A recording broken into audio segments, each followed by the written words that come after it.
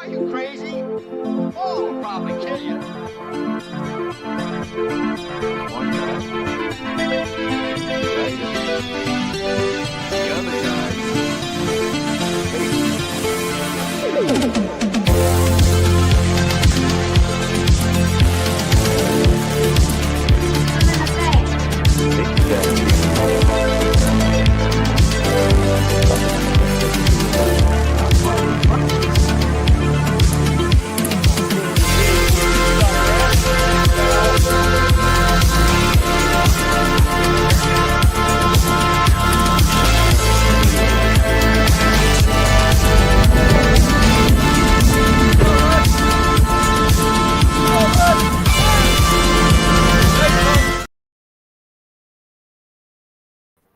Welcome to Good Cinema, another episode of Good Cinema here on the Heroes for Hire Comic Club channel.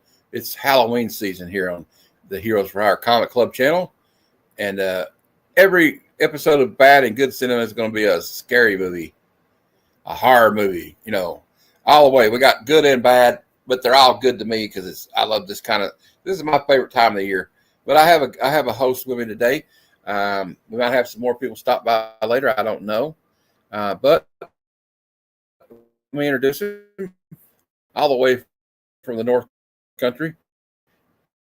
Hold on. I've had here. Hold on. All right, there we go. Here he is. It's John Mallow. Hey. I was moving my mouse and it popped up something from the bottom of the, how you doing today? Hope you're doing good. Hope you weren't scared too much from watching this movie.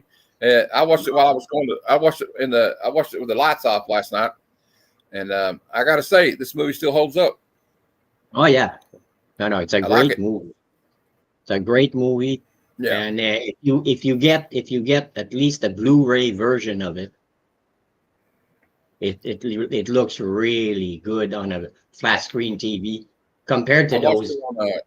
I watched it on HBO Max last night because it's on HBO Max, and so they had like a remastered version of it, so it was pretty good. But yeah, I would recommend like 4K Blu-ray probably of this if at all possible. But it's a really good movie. It's one of my favorite like haunted house movies. Definitely. I got to remove that. Okay, I had two videos of the same thing. All right, but yeah, it's a good movie, and of course, everybody should remember that. The iconic scene, if I can find it here. Hold on. We'll play some more clips, obviously, but of course, the first thing that I think of, and probably everybody thinks of when they hear this, when they see this movie or think about this movie, is this. They're here. They're here. The little girl. There's also a lot of tragedy behind this movie, you know. Two of the younger stars in the movie, one of them died right after filming this, was murdered by her a-hole boyfriend, Dominique Dunn. And then the little girl played Carol Ann. She had some kind of illness. We'll get into that though. And there's also a lot of stories, you know, little cool stories about this movie. I'm going to share the Wikipedia page right now so we can get into it.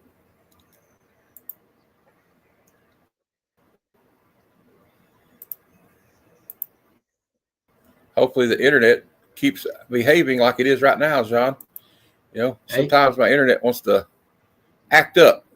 All right, here we go. Here's the Wikipedia page. Poltergeist, 1982, is a 1982 American film, supernatural horror directed by Tobe Hooper, written by Steven Spielberg, Michael Gross, and Mark Victor, from a story by Spielberg. It stars Jo Beth Williams, Craig T. Nelson, who you also may remember was on the sitcom Coach, which is one of my favorite sitcoms of the 90s and the 80s, and Beatrice Straight. It also has she's only in the movie for 15 minutes, but the clairvoyant lady, right, played by Zelda Rubinstein, is amazing. She's only in the movie for like 15 minutes, Sean. Yeah. So anyway, she looked like my mom. Really? Oh, wow. Yeah. And this movie was produced by Spielberg and Frank Marshall, who may know. Frank Marshall was a film producer as well. Another one of the film producers is I know this is the bane of many Star Wars fans' existence, but Kathleen Kennedy was involved in this movie too. The film focuses on a suburban family whose home is invaded by a malevolent ghost that abduct their youngest daughter. As Spielberg was contractually unable to direct another film while he was making E.T. the Extraterrestrial, Tobe Hooper was selected based on his work on the movie The Texas Chainsaw Massacre and The Funhouse. The origin of Poltergeist can be traced to Night Skies, which Spielberg had conceived as a horror sequel to his 1977 film Close Encounters of the Third Kind. But Hooper was less interested in the sci-fi elements and suggested that they collaborate on a ghost story. Accounts differ as to the level of Spielberg's involvement in this film, but it is clear that he was frequently on the set during filming and exerted significant creative control. For that reason, some people have said that Spielberg should be considered the film's co-director, or even the main director, though both Spielberg and Hooper have disputed this aspect of it. Well, we got some comments in the chat. Hey, Kenneth, thanks for stopping by, man. I really appreciate you being here, man. Anybody that comes in, I appreciate it. Anyway, thanks for being here. Okay, we got that. This was released by Metro-Goldwyn-Mayer, MGM, through MGM UA Entertainment Company on June 4th, 1982. Poltergeist was a major critical and commercial success, becoming the 8th highest grossing film of 1982. In the years since its release, the film has been recognized as a horror classic. It was nominated for 3 Academy Awards, named by the Chicago Film Critics Association as the 20th scariest film ever made, and a scene made Bravo's 100 Scariest Movie Moments. Poltergeist also appeared at number 84 on AFI, American Film Institute's 100 Years, 100 Thrills. The film was followed by Poltergeist 2, The Other Side, and Poltergeist 3 in 1988, and a 2015 remake, but none had the critical success of the original. I don't remember the 2015 remake. I don't think I watched it because I don't think they should have made it.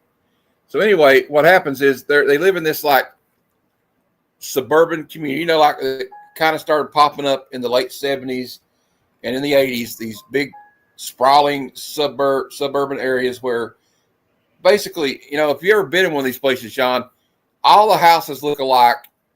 And like I've been in one before looking for a friend of mine's house one time in Lexington, Kentucky, and I got lost because all the houses look the same. So you have to really be careful when you're in these places. But it's like kind of like a harmless place. You know what I mean? It just seems like, okay, this is just like a homogenous looking. It doesn't look like the kind of place where, it's not like the traditional haunted house film, where you see this spooky old house like in, It or some like the House on Haunted Hill or The Haunting. This just looks like a normal, just like average suburban house. You wouldn't think, oh no, this house is not haunted because it's. But you come to find out in the movie, and this is the plot twist. Spoiler alert: they moved the cemetery. There used to be a cemetery where they lived. Well, the guy that Craig T. Nelson works for just moved the headstones and not the caskets with the bodies in them. So these spirits are not at rest. Like you've encroached on their area. Now, a lot of people confuse this one with The Shining and Pet Cemetery, because in those movies, the plot is ancient Native American burial ground. But no, this is just like it's just a normal cemetery, and you see like when you see like the and but you'll see like people in like stuff from the 1800s, the early 1900s, the 1940s, and like remember the one scene where they find the portal, the exit of the portal's in the closet in the kids' room upstairs, but on the ceiling they find the exit portal, and they're sitting there, and all of a sudden it opens up, and all these like old like jewelry and watches starts falling out. And they're like, "What the hell? Where did this come from?" Mm-hmm. So it's really scary. Okay, anyway, so it's Stephen, who is played by Craig T. Nelson. They live in a place called Cesta Verde, California, and he's a successful real estate agent. And Diane, played by Jo Beth Williams, they have 3 kids. 16-year-old Dana, played by Dominique Dunn, 8-year-old Robbie. Let's see if I can find the. I'll get the cast later. And then we got, of course, 5-year-old Carol Ann. Late one night, Carol Ann inexplicably converses with the family's television set while it displays post-broadcast static. Because back in the day, and John, I mean, you were old enough to remember this, but at a certain time every night, the network TVs would sign off with the national anthem or whatever, right? There'd be something at the end of it, or like a test screen, and then it would just go static. Now, we don't really have that now because we're in the age of streaming, but back then, they had a time when, like, after midnight, after, like, say, Saturday Night Live or the Tonight Show, there might be a late movie after that, like some old horror movie or something, and that's when you hear Carol Ann eerily says, "They're here." Well, the following day is filled with bizarre events. And, like, the great thing about this movie is the bizarre events, they start to kind of like when you hear a true story of a haunting or a poltergeist, when you hear the story, it starts out gradually. Little things start moving around, and then it ramps up until it is so unbearable that the people that inhabit the house are just terrorized. And this is what happens in this movie. It's like a slow buildup. You get this like idyllic, like community, perfect family with their 3 cute kids, and they got their dog. And the only bad thing that happens is the girl's parakeet dies, and they see that, and I think it's kind of a symbolic thing where the parakeet, where they bury the parakeet. So it's almost like a symbolic thing where, like, they're burying the parakeet. She's going to flush it down the toilet, but Carol Ann sees her about to do this. So she's like, "Oh, I'm busted. I just wanted to tell her it flew away or something, right?" And you see, the only thing they really have to deal with at this point is they have like a shitty neighbor who's on the same remote control as their TV, and they can't watch the football game. But yeah, so they bury the parakeet. Yeah, that was fun. That's one of the funny parts in it. But the parakeet is buried, and it kind of symbolizes, oh, well, this is not the only thing buried under this house. They're building a pool. They're digging a pool. They're going to have an in-ground pool, but that comes back later. We'll talk about that later. Let's get back to this. I'm going to read some of this, the behind the scenes. Also, here's the cast. It was Craig T. Nelson and Joe Biff Williams, Beatrice Straight, Dominique Dunn, Oliver Robbins, Heather O'Rourke. She plays Carol Ann. Dominique Dunn, of course, is Dana, their older daughter. You got Michael McManus as Ben. It's got a lot of Zelda Rubinstein plays Tangina Barons. She was great in this movie. She looks like my mom. Yeah, and so what eventually happens is, the production, it says here that Michael Grace and Mark Victor had written an unproduced comedy called Turn Left and Die, and the action film Death Hunt that starred Charles Bronson. I remember that movie. When Steven Spielberg decided to invite them to possibly work with him. After screening a guy named Joe for them and saying he wanted to remake that film, which he would in 1989's Always, Spielberg also mentioned, they show a guy named Joe in this, the movie, they're watching this. It's got, I can't remember his name, but he's like a 30s and 40s actor. Spielberg also mentioned a ghost story idea. He intended to turn it into a script. Grass called Spielberg the next day saying he and Victor only had interest in the ghost story. And after plans with another writer fell through, Spielberg brought the two in for the job. Spielberg wanted Stephen King to co-write the screenplay, but at the time he was unavailable. Principal photography rolled mostly on Roxbury Street in Simi Valley, California. Following completion of the principal photography in the first week of August of 1981, Hooper went on to spend 10 weeks in the editing room, compiling the first cut of the film. During much of this time, Spielberg was at ILM, or Industrial Light and Magic, supervising the visual effects and photography. The creative credit. A clause in Spielberg's contract with Universal Studios had prevented him from directing another film while he was preparing to direct E.T. the Extraterrestrial. According to Tobe Hooper, the core concept of the film was an idea he pitched to Spielberg after turning down the offer to direct Night Skies. Writer Michael Gross stated that we weren't really working with Spielberg because he was on E.T. at the time, and that Spielberg only had sporadic meetings with the writers in the MGM commissary. E.T. and Poltergeist were released a week apart in 1982. Time and Newsweek referred to it as the Spielberg Summer. There were suggestions that Spielberg, in addition to being Poltergeist co-producer and co-director, had also served as its de facto co-director. This view was bolstered by various statements Spielberg made about his involvement, including to the LA Times, where he was quoted saying, "Tobe isn't a take charge sort of guy. If a question was asked and an answer wasn't immediately forthcoming, I'd jump in and say what we could do. Tobe would nod agreement, and that became the process of collaboration." The same article noted that the Directors Guild of America had opened an investigation into the question of whether or not Hooper's official credit was being denigrated by statements Spielberg had made, apparently claiming authorship.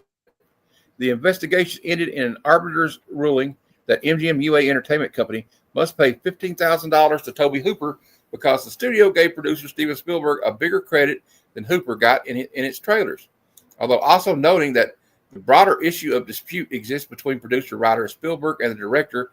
Damages of $200,000 were originally sought by the DGA, the Directors Guild of America. Co-producer Frank Marshall told the LA Times that the creative force of the movie was Steven Spielberg. Tobe was the director and was on the set every day, but Steven did the design for every storyboard, and he was on the set every day except for 3 days when he was in Hawaii with Lucas. However, Hooper stated that he did fully half of the storyboards. The week of the film's release, the Hollywood Reporter printed an open letter from Spielberg to Hooper. And the letter read this: "Regrettably, some of the press has misunderstood the rather unique creative relationship which you and I shared throughout the making of this movie. I enjoyed your openness in allowing me, as a writer and producer, a wide berth for creative involvement, just as I know you were happy with the freedom you had to direct Poltergeist so wonderfully. Through the screenplay, you accepted a vision of this very intense movie from the start. As the director, you delivered the goods. You performed responsibly and professionally throughout, and I wish you great success on your next project." And it says here, in 2007, in Ain't It Cool News interview, the late Zelda Rubinstein discussed her recollections of the shooting process. She said Spielberg directed all 6 days she was on the set. Tobe set up the shots, and Steven made the adjustments. She also alleged that Hooper allowed some unacceptable chemical agents into his work, and that during her audition, Tobe was only partially there. Comments from actor James Karen concerning a 25th anniversary Q&A event, which both attended, characterized Rubenstein's remarks as unfair to Tobe Hooper. She laid into Tobe, and I don't know why Tobe was kind to her. In a 2012 Rue Morgue article commemorating Poltergeist's 30th anniversary, interviews were conducted with several cast and crew members. In response to the magazine's query about the authorship issue, cast members unanimously sided with Hooper. So you got the cast, and you got outside people saying that it was interfered with. But you know what? I'm going to take Steven at his word here. You know what I mean? All right, now special effects. The special effects for Poltergeist were produced by Industrial Light and Magic and overseen by Richard Edlund. The film won the BAFTA Award for Best Special Visual Effects and earned a nomination for the Academy Award for Best Visual Effects, which it unfortunately lost to E.T. the Extraterrestrial. The scene of Diane, played by Jo Beth Williams, climbing up the walls was done using a static camera in a rotating set. A similar effect was used in Royal Wedding to make it look like Fred Astaire was dancing on the ceiling in that musical. Spielberg recalled that the most complicated lighting effects were used in Carol Ann's closet. There were so many lighting effects, strobes, and Las Vegas spots and fish tanks of water to give different kind of diffusion to the beams coming out of the 4 large wind machines. We wanted the light to live. The dolly zoom is used in the scene of Diane running down the hallway to Carol Ann's room. It makes it look like the hallway is stretching out. This is done by pulling the camera back while zooming the lens forward. In Poltergeist, it creates the illusion of an expanding space.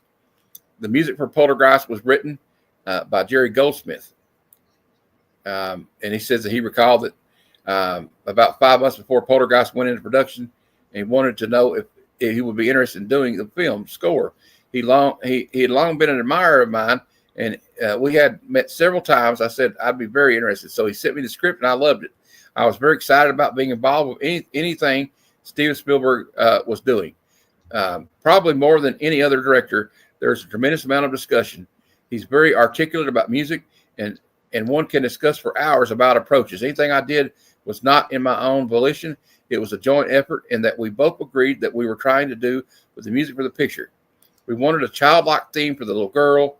Spielberg felt that much of the action in the closet should have a quasi-religious atmosphere to it.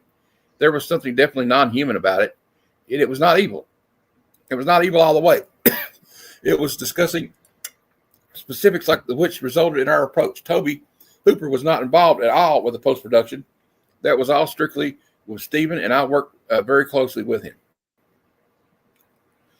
There's also allusion to the movie. A clip from Spencer Tracy's A Guy Named Joe from 1943 can be seen on the TV in the Freeling's bedroom. This is one of Spielberg's favorite childhood films, which he would remake as in a film called Always, starring I think Richard Dreyfuss. Posters for Star Wars and Alien can be seen in the room shared by Robbie and Carol Ann.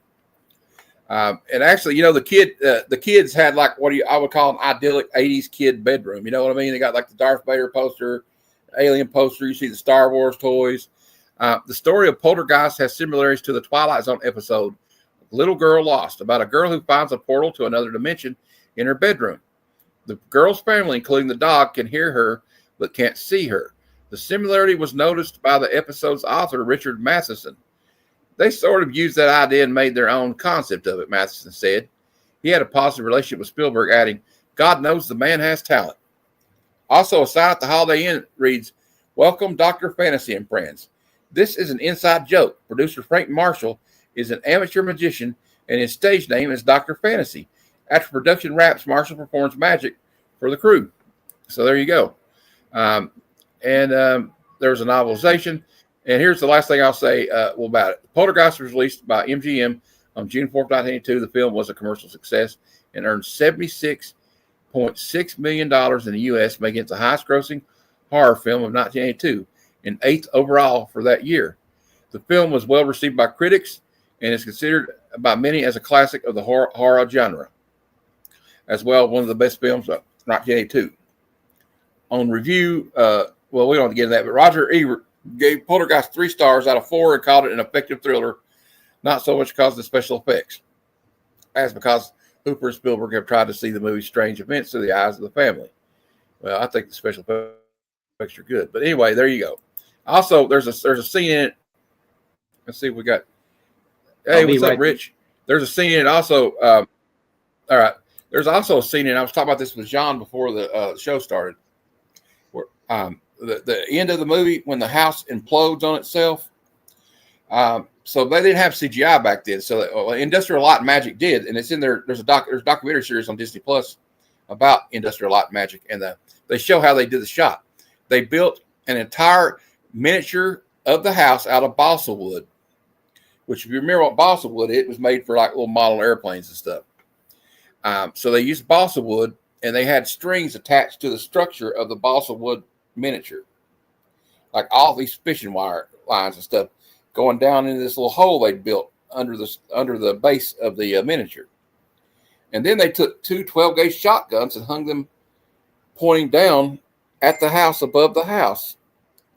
So what they had this like device where they would pull on the wires all at the same time. They were all connected. They'd pull the wires. They had like some kind of mechanism.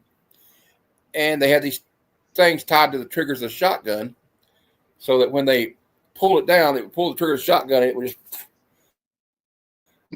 blast it right down in the hole.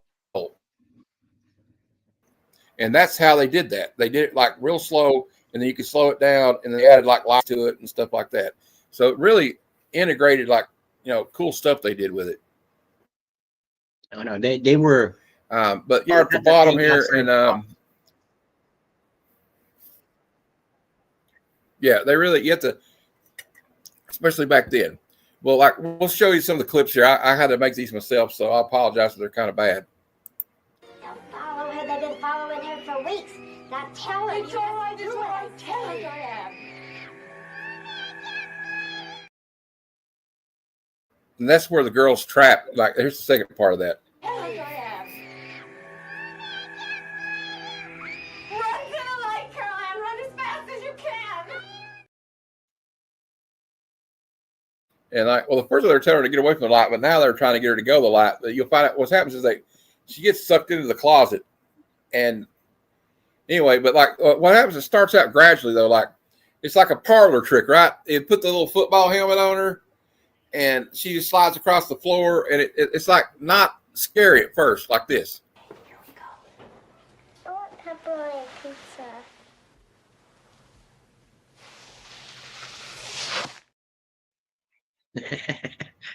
But it doesn't stay like that. And we kind of get some foreshadowing here too, right here. Whomever might complain. Nobody's complained until now.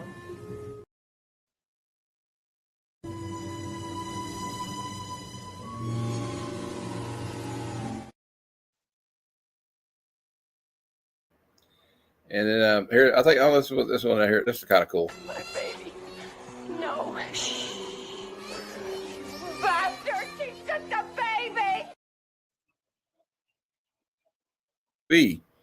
And like another part I like is how like, and I got a clip of it later, where they're like all this. It's got to the point where it's just insane, right? And they invite the paranormal researchers into the house, and he's like the one guy's bragging about how they saw something move across the table over like 3 hours, and he had to put it in time lapse to speed it up. But he said it was still pretty neat. And Craig T. Nelson's like, oh yeah, that's great, cool story, bro.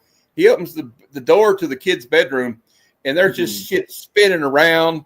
The lamp screws itself together and lights up. And they're like, they come back downstairs, and that lady's like, got drinking the coffee like this, shaking.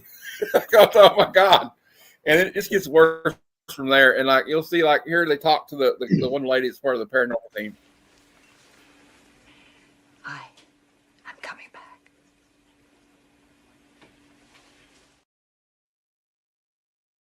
She's coming back, but I played them in the wrong order. But I'm leaving Ryan here with you. Marty won't be coming back. The other guy won't be coming back because he went in there to go to the kitchen that night. He looks in the mirror and his face melts off, and then like he sees a steak on the counter, and it just like busts open, and like something comes out of it, and he's eating like a chicken leg, and he drops it. And then when he looks down at the chicken leg, it's got maggots and all this nasty and that's just like that's just like, you know what? I'm glad I didn't eat steak last night. That's all I'm going to say, because it really freaked me out. Okay, I'm going to tell you that, John. It really freaked me out. All right, we got another clip here. I don't know what order these are in, but we're just going to play them.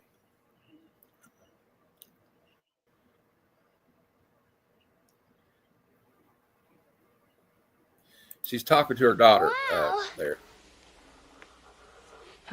Think we'll spend the night downstairs. Oh, no. Wrong. Honey. And that's like Craig T. Nelson's like, I'm going to get my daughter. I want to get y'all out of here. And she's like, I'm not leaving my baby. You know, Jo Beth Williams is like what every mother would be like, right? I'm not leaving my baby. We can't find her. We got to get her. And I'm not leaving this house without her. You know, that's, you know, my mom would have done that. Your mom would have probably been like that too. And anybody's mother, if it was worth damn, would have been like, no, I'm not leaving this house without my child.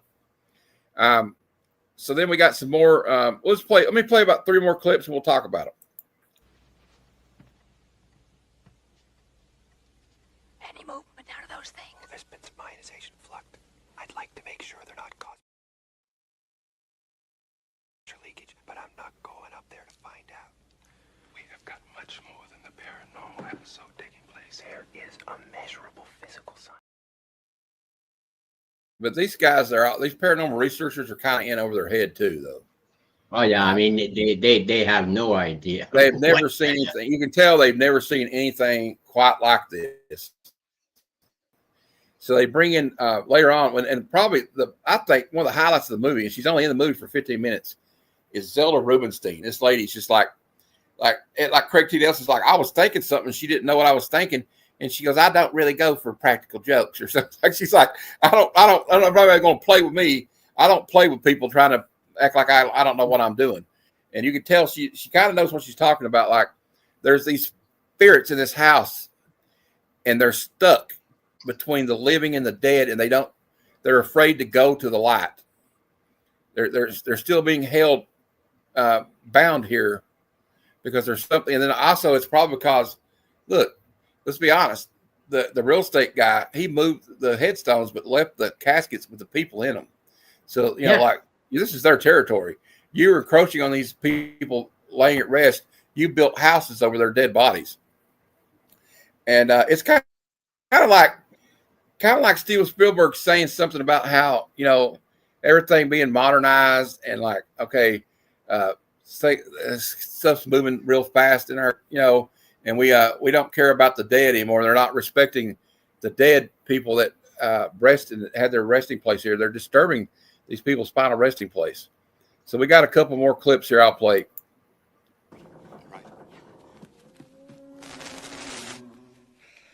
Robbie, Caroline. After, like, when she gets sucked into the thing, they think a tornadoes went by their house, but it's not a tornado. It's like a malevolent spirit. It's just like getting worse and worse, and it's just like bearing down on these people. Like, you know, a lot of people say when you're in a house that's had a poltergeist or a haunting, there's like an oppressive like feeling when you walk in that house, right? Yeah, you know, yeah, I mean, you got the cold shoulders and everything, and I mean, a lot of ghost hunters are charlatans. Let's face it, there are a lot of guys who are just liars. But like, I do believe that like stuff can happen in a house because I've had weird things happen in the old house we lived in. But let me play this real. Yes. What if these people had an area of bilocation in their own living? What do you mean?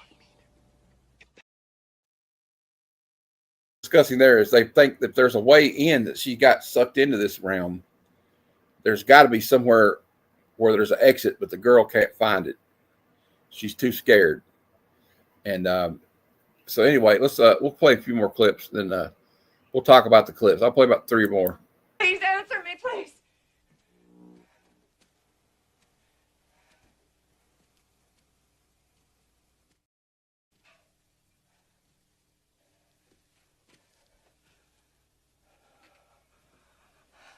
Are you in here? One more.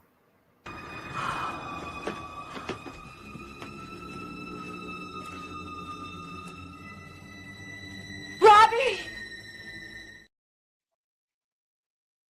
Those are not that great, but anyway, she's looking for the kids, and it just keeps getting worse and worse. You'll see right here. Kids!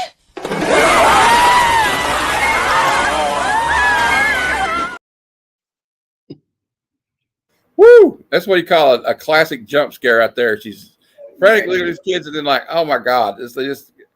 And let's watch that again. Let's just watch it again. I like that. Kids!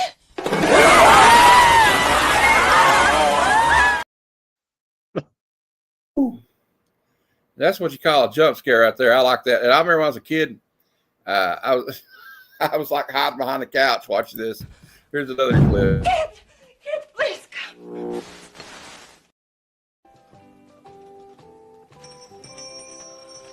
But it sounded like her. I don't understand. Honey, you can't explain stuff like that, and it just happened. Kid, like the one part too, it gets me is like the tree outside the house just comes in, grabs the kid, and tries to eat him. Basically, man, that's just. I mean, you remember when you're a little kid? I mean, I had a room. My room kind of had a tree outside that kind of freaked me out at night. So I could totally relate to that. But if the person before the girl gets taken, you know, you get this classic scene right here where she says probably the most famous line in the movie. They're here. Me, it wasn't a tree. Down in the basement, we had this weird looking furnace. Okay, we're gonna I'm gonna jump ahead here and go up here because I've screwed up the order of these but here we go. Let's play. I'll go from the top and start down because it screws up the order when you put them on here now. It used to be like they'd all be in a row, and now they're all like I don't know how to explain it. But anyway, here we go. Bodies, and you only move the headstones. You only move the headstones. Yeah, it's a different order. This is the end of it. Like the end of it when they're like all this shit's just going crazy. And here the guy. Here you go. You son of a bitch! You moved the cemetery, but you left the bodies, didn't you? Bodies. vision. You only move the headstones. You only move the headstones. Lie!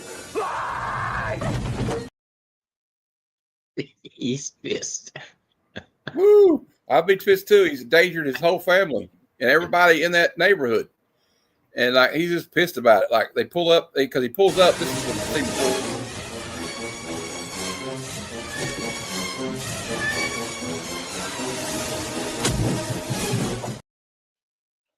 Craig T. Nelson's character only cares about getting his family the hell out of there. They get in that car.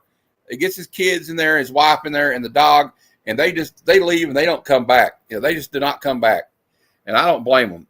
They probably should have done it. Well, you know, as soon as they got their daughter back, they got the hell out. Although, you know what? I don't think I could have lived in that house after I got my daughter back. You know what I mean? I'd have been like, nah, I'm good. I'm good. We're gone. Been there, done that. Bye-bye. Let's do some more. We'll play some more clips here. This might be when they're going to get her out. They find a way in and out. So they throw a tennis ball through there, right? And I don't know if I got any clips of Zelda here. I hope I do.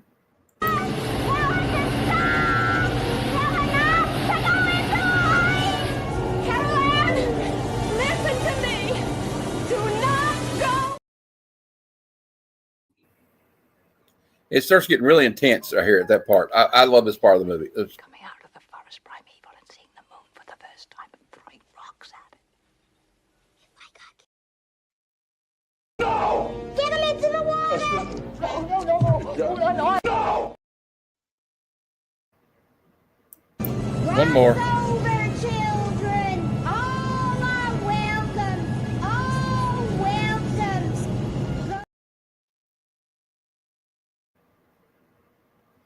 She's trying to tell all the malevolent spirits to cross over. It's time to cross over. You're done here. You don't need to stay here no more. Cross into the light. You don't mind hanging back? You're jamming my frequencies. You're jamming my Y'all frequency. mind hanging back. Y'all are jamming my frequencies. I love it. And like I said, Zelda Rubinstein's only in the movie for like 15 minutes, but it's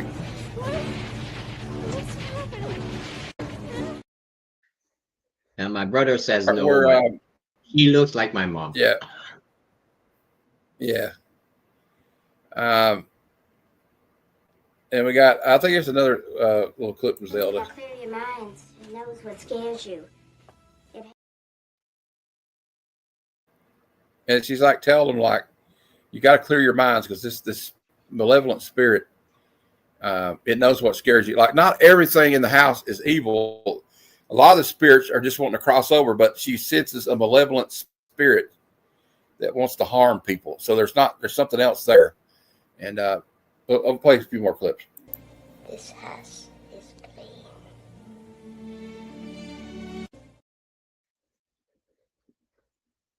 This house is clean, but it's not quite. They got most of the spirits to cross over, but that malevolent spirit is still stuck there.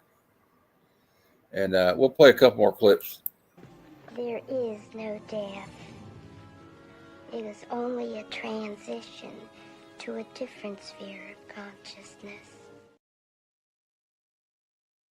And you'll hear this from a lot of people that say that, like that you believe in the afterlife, that it's just your spirits of consciousness just transfers to another plane. I don't know. You know, that's the great mystery, though, isn't it, John? We truly don't know what happens when we leave this world or shed our mortal coil, as they say. When, you know what I mean? When we do know, it's too late. And so it's unknown. Yeah. And like nobody's ever been able to tell you that. You have some people that have near-death experiences, but most people, if they cross over, they're not. You know, they cross over the Rainbow Bridge. You're not coming back.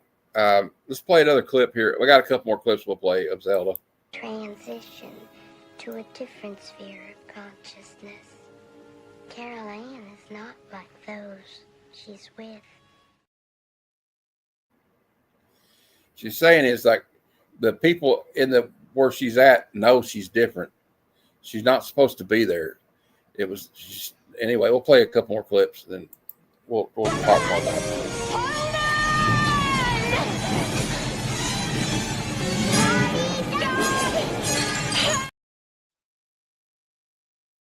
Tell you what, I think Jo Beth Williams had some of the toughest scenes in this film because she's got to do this part where she's like going up she's being pulled up the ceiling, and they do that with that the set spinning. She's also got to hang on there and act like she's like trying to grab the kids. And the scene where she falls in the pool is one of the scariest damn shit I've ever seen. She falls in the pool. It's not the pool yet. It's the hole they've dug to put the pool in. It's still mud, and it's pouring the rain. She falls in there, and all these skeletons start popping up on her. She's in that water. She's a real trooper in this movie. That's all I got to say, because she really went all in, and hope they paid her well, because that's some rough shit. Yeah. Nobody else had to get in that water with them. It's just her. We'll play this clip. Presence in their spiritual earthbound plane. They're attracted to the one thing about her that's different from. And the one thing about her that's different is she's still alive, you know. Yeah. But that's the clips. That's my clips for the show. I mean, I wish I'd got more, but we did get the good one. I'm going to save this one. John, I may use this as an intro for people when they show up on my shows.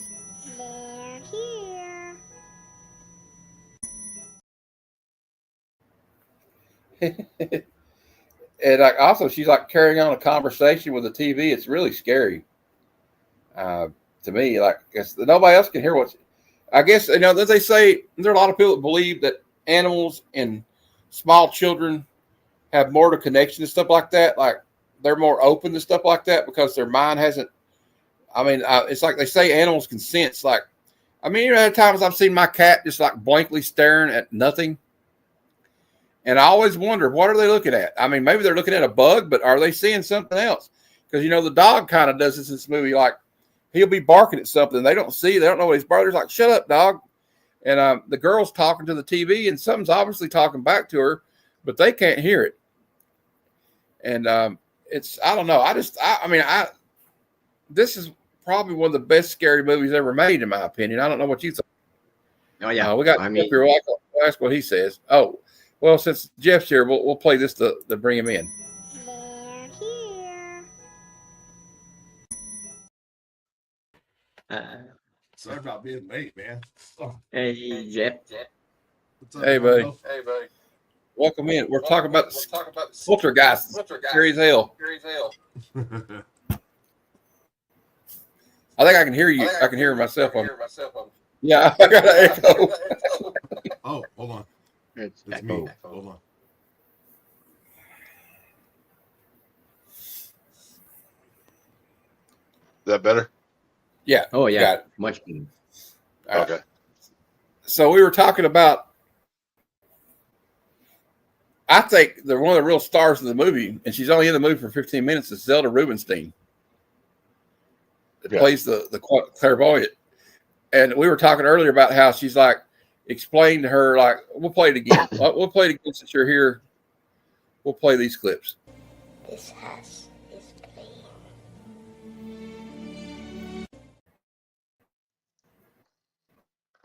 It's a shame you didn't get that part where she goes. We'll play it like this. Here we go. There is no death. It is only I forget a what I'm doing. transition to a different sphere of consciousness. Yeah, she's explaining to him like what's going on where their daughter is.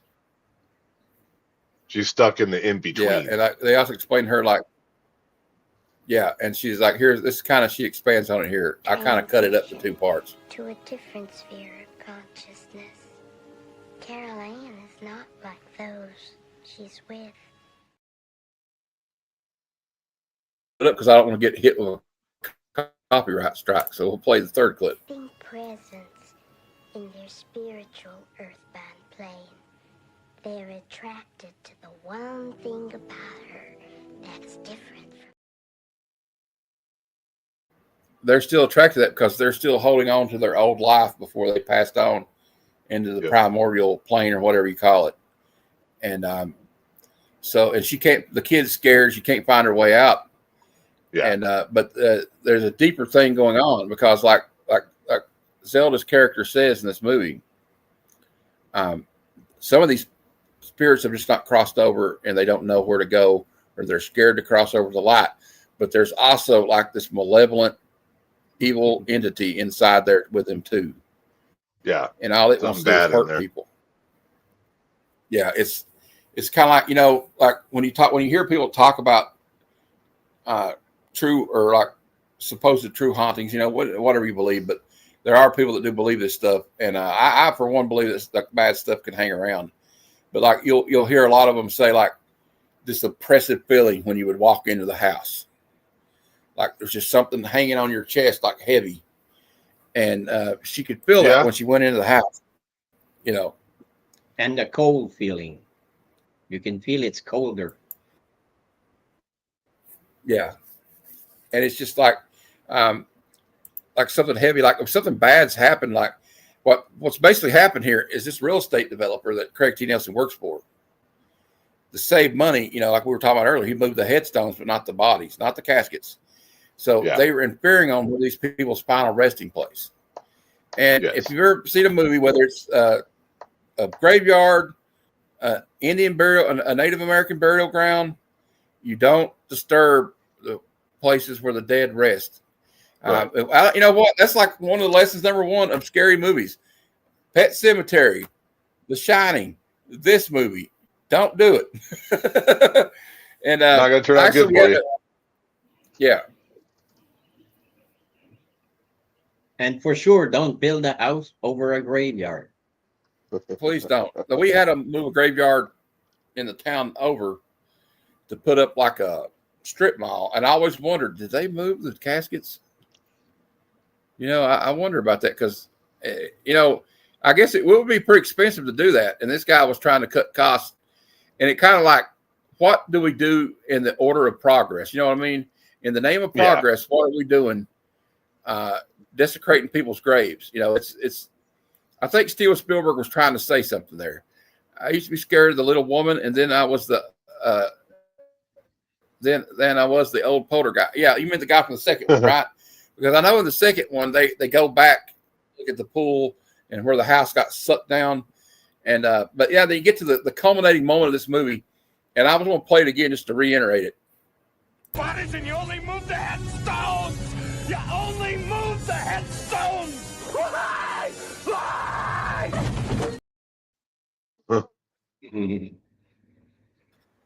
He confronts him, you know, and you kind of get a feeling he'd done that anyway, because they're like, when they go to the graveyard overlooking the subdivision, he's talking about doing the same thing there. He's we've done it before. It's not like it's a Native American burial ground. Like, oh, it's no, these are just normal people. No, it's okay. It's all good. You know what? Yeah. You notice what Spielberg, he does this a lot. And what I like about Spielberg is, you think the dead would probably enjoy the mall? Yeah, they probably get to do a little shopping. I don't know, or pretend they're shopping and hang out at the Chinese restaurant. But there's two things. There's two tropes that Spielberg always likes to put in a movie he's attached to. I know he didn't direct this, although I have a feeling he probably co-directed this movie because he was there a lot. He just wasn't contractually allowed to. I'm not discounting what Tobe Hooper did, because Tobe Hooper had to drive the ship too. But like he always has, if you notice, like whether it's E.T., Close Encounters of the Third Kind, any of those, most of those movies has a family unit in it. Jaws, we're really following Chief Brody's family. It's like you get to see like his interaction with his children, his wife, and like even in Close Encounters of the Third Kind, although to me, in that movie, and we'll talk about that one day because we'll be doing that movie one day. But in that movie, Richard Dreyfuss is like a shit ass father, leaves his fucking family to go off to Alpha Centauri, where the fuck he's going. But I think what Spielberg was doing with that was he was symbolizing his family's divorce because his mom and dad got split. He always does this too. There's always but you know, there's always some guy like in Jaws, the mayor of Amity, wants to keep those beaches open because it's going to cost us money. You know, it's going to kill this town if the tourism doesn't come in on the 4th of July. He leaves it open. Look what happens. And he's like, there's that scene where he's like, I was just taking to the town. Chief Brody. He goes, well, yeah, now you're the mayor of Shark Town. you know. And then like in this one, the guy's like, I was just trying to save money and build cheap homes for a community, you know, for families, you know, and like there's always a reason for doing this shady undercutting thing. But Spielberg always does something like that. You know, like there's always like this bad authority figure, like the FBI and ED. It's a theme. It's like a major theme in real life. Big money corporations or corporate forces or profit motive or whatever will do whatever it has to do, whether moral or immoral, to achieve. Exactly. Yeah. I know. And I guess we should talk about there's some tragedy around this movie. It's sad, but it's odd. But it's just odd. A lot of stuff like even in the second movie, I think the Indian guy, didn't he die? The Native American guy died of like right after he made the movie. But sadly, Dominique Dunn, she was an upcoming actress. She'd done a lot of TV. She played the oldest daughter. I think she was only. Let me look it up here. I'm gonna look it up. I hate to look this up, but we're gonna look it up. All right. I think you can't really talk about. Unfortunately, you can't really talk about this movie without talking about what happened to Dominique Dunn. Yeah. She was born in November 23rd, 1959. She died November 4th, 1982, right after this movie came out. She was in the movie Breaking Away. This was her breakthrough role, was going to be Poltergeist. She'd also been in headlined. She headlined the Western film The Shadow Riders and guest starred on one episode of the crime series Chips in 1982. But unfortunately, on October 30th, 1982, Dominique Dunn was strangled by her ex-boyfriend John Sweeney during an argument on their driveway of her West Hollywood home. She fell into a coma and died 5 days later at Cedars-Sinai Hospital, November 4th, 1982, at the age of 22 years old. Yeah, I forgot that she was murdered that way. Yeah, and also the saddest part about it was like people could hear her, I think, but they didn't know what was going on. They thought they were just having another argument because they had a lot of blow-ups in the past, and nobody, came to check. And then, of course, unfortunately, we have another one. Unfortunately, she's not the only young star of this movie that died. And she would have Heather been O'Rourke. Yeah, Heather O'Rourke. She was the girl that played Carol Ann, and she's the one that utters the famous line, "They're here, they're here." And this one kind of hits closer to home for probably me and you, Jeff, because she was born around the same time. She was our age, December 27, 1975. She died February 1st, 1988. She had her breakthrough role as Carol Ann Freeling in the supernatural horror film Poltergeist. She was in the other two movies too, I think. She went on to reprise the role in Poltergeist 2, The Other Side, and Poltergeist 3 in 1988, which was her last film. It was released posthumously. Yeah. Unfortunately for Heather, in 1982, she became ill with what they call Giardiasis, Giardiasis, which is contracted from well water at her family's home in Big Bear Lake. She was subsequently diagnosed as having Crohn's disease. She was prescribed cortisone injections to treat the disease during the time she was filming Poltergeist Part 3. The steroidal injections resulted in facial swelling of the cheeks, which O'Rourke's mother said she was very self-conscious about. And on January 31st, 1982, O'Rourke began exhibiting flu-like symptoms. The following morning, she collapsed in her home and was rushed to the community hospital at El Cajon. En route, she suffered cardiac arrest, but paramedics were able to restart her heart at 9:25 a.m. But she was subsequently flown to Children's Hospital of San Diego, where it was discovered she had intestinal stenosis and went into emergency surgery. She survived the surgery, but suffered another cardiac arrest while in the recovery room. Doctors performed CPR for over 30 minutes. But O'Rourke was pronounced dead at 2:43 that afternoon. O'Rourke's cause of death was ruled as congenital stenosis of the intestine, complicated by septic shock. That's just stuff It just seems odd. It's just a strange and just out of this world kind of. I know that stuff happens, and we don't really hear about it that much, but because she was a star, Yeah. we hear about it. Yeah, same thing. Yeah, and I remember Same thing happened in The Omen. During the shooting of The Omen, a lot of weird shit happened. Yeah, and I think a lot of people wrongfully try to act like this. Yeah, I don't think this movie was cursed or anything like that. People talk about that. I just think it's just a series of tragic events that happened. Unfortunately, like with this young lady, she would have been our age if she was still alive. It's untelling what she could have done with her life. And it's just a shame that like what they were trying to give her to help her ended up harming her. Yeah. So it's a scary thing, when you think about like when you go to the hospital, there's always a risk. Like, I was talking about a doctor about having a tooth extracted. He goes, look, anytime they put you to sleep or to give you an injection, anything can happen. Yeah. There's a chance. There's always a chance, even if you're getting a tonsillectomy, or your appendix out, there's a chance something could happen. And I tell you that septic stuff is very nasty business. I know somebody almost died from that. They got bit by, they were out weed eating and they got bit by a brown recluse and didn't know it. Yeah. And they had sepsis real bad on their leg. And like I had it once, it wasn't from a spider. I don't know if it was a spider bite, but I had something like that where they had to take it and they had to they got to cut you open and like get the infection out. And it's very dangerous, especially if it spreads to your heart and your lungs. If it starts to you're in trouble. Gets in your bloodstream, then it goes everywhere. And sometimes the doctors, no matter what they throw at it, they can't keep up because your circulatory system is faster than they are.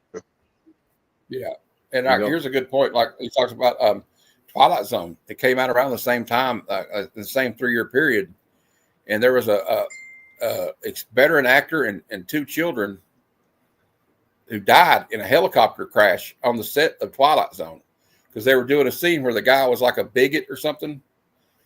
And they sent him back to Vietnam, or I can't remember, something like that. He goes he's going through time and he's got these 2 kids with him who were supposed to be Vietnamese children. And there's this helicopter flying over and the helicopter got too close to the explosions and clipped it. And it clipped the helicopter and the helicopter crashed right on, killed him. And, a lot of people actually blame John Landis for that, being irresponsible during that movie set. That's what I've heard. But oh yeah, thanks, John. It's a great choice. I love this movie.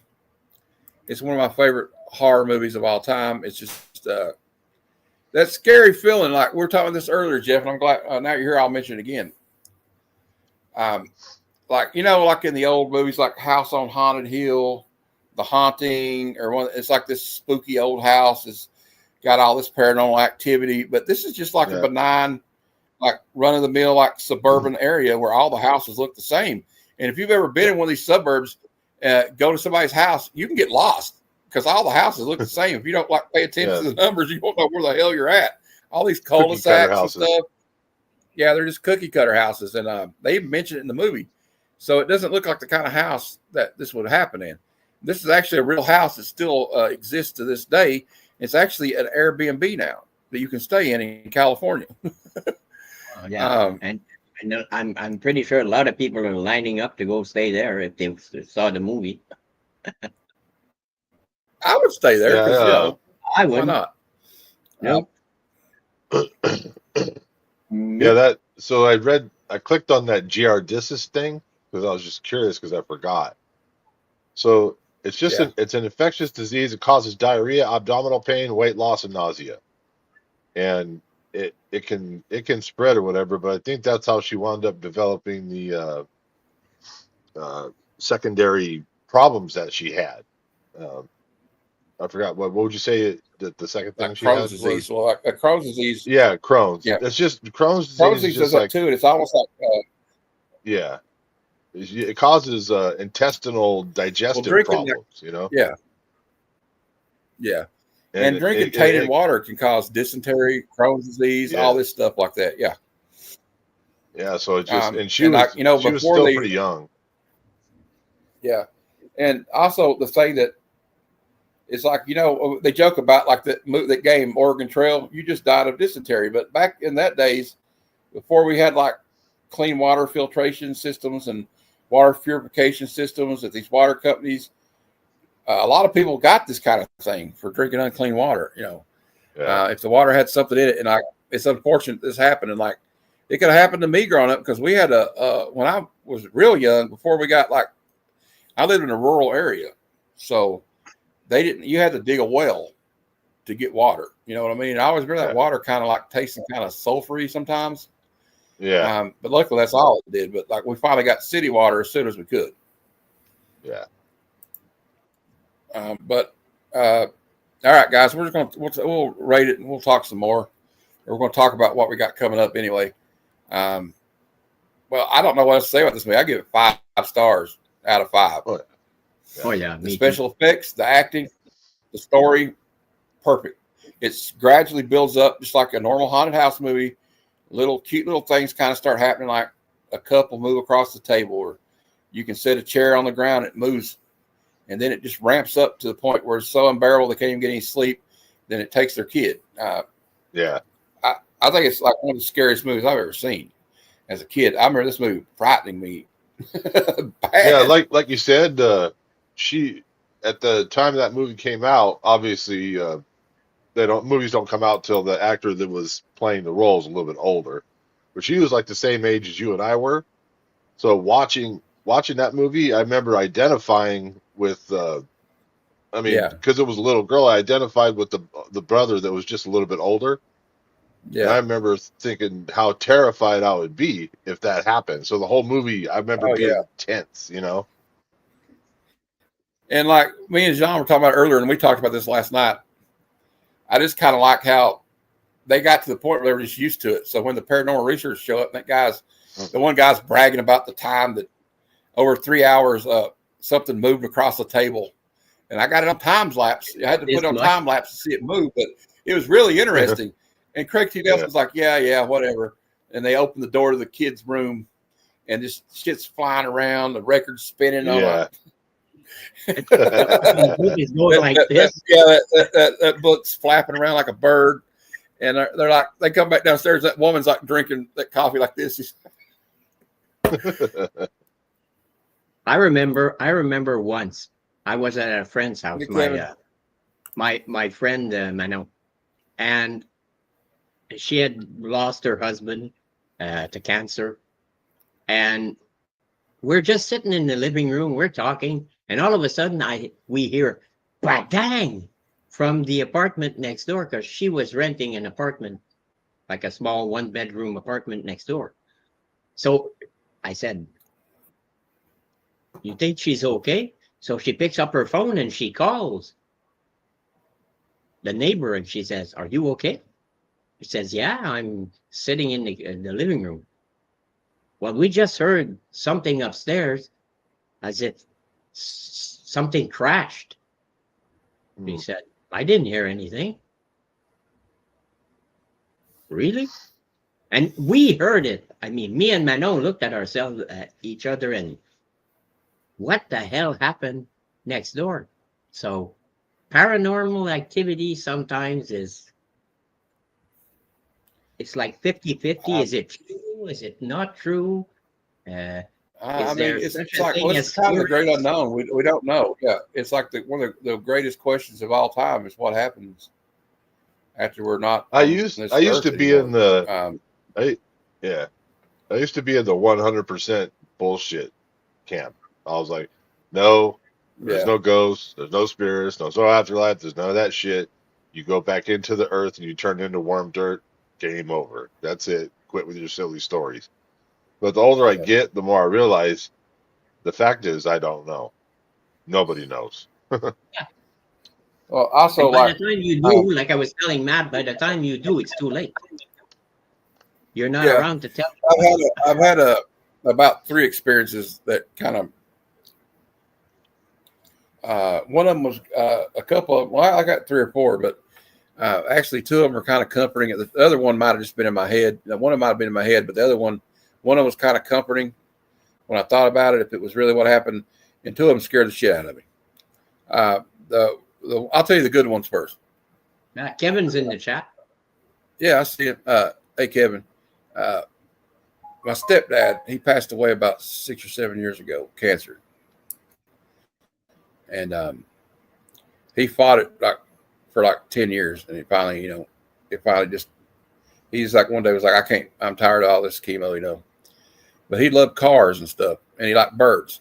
So he'd got all these Audubon Society things on birds. He used to have like a pet parakeet, a parrot. And we had a cockatoo at one time. That damn bird was evil though.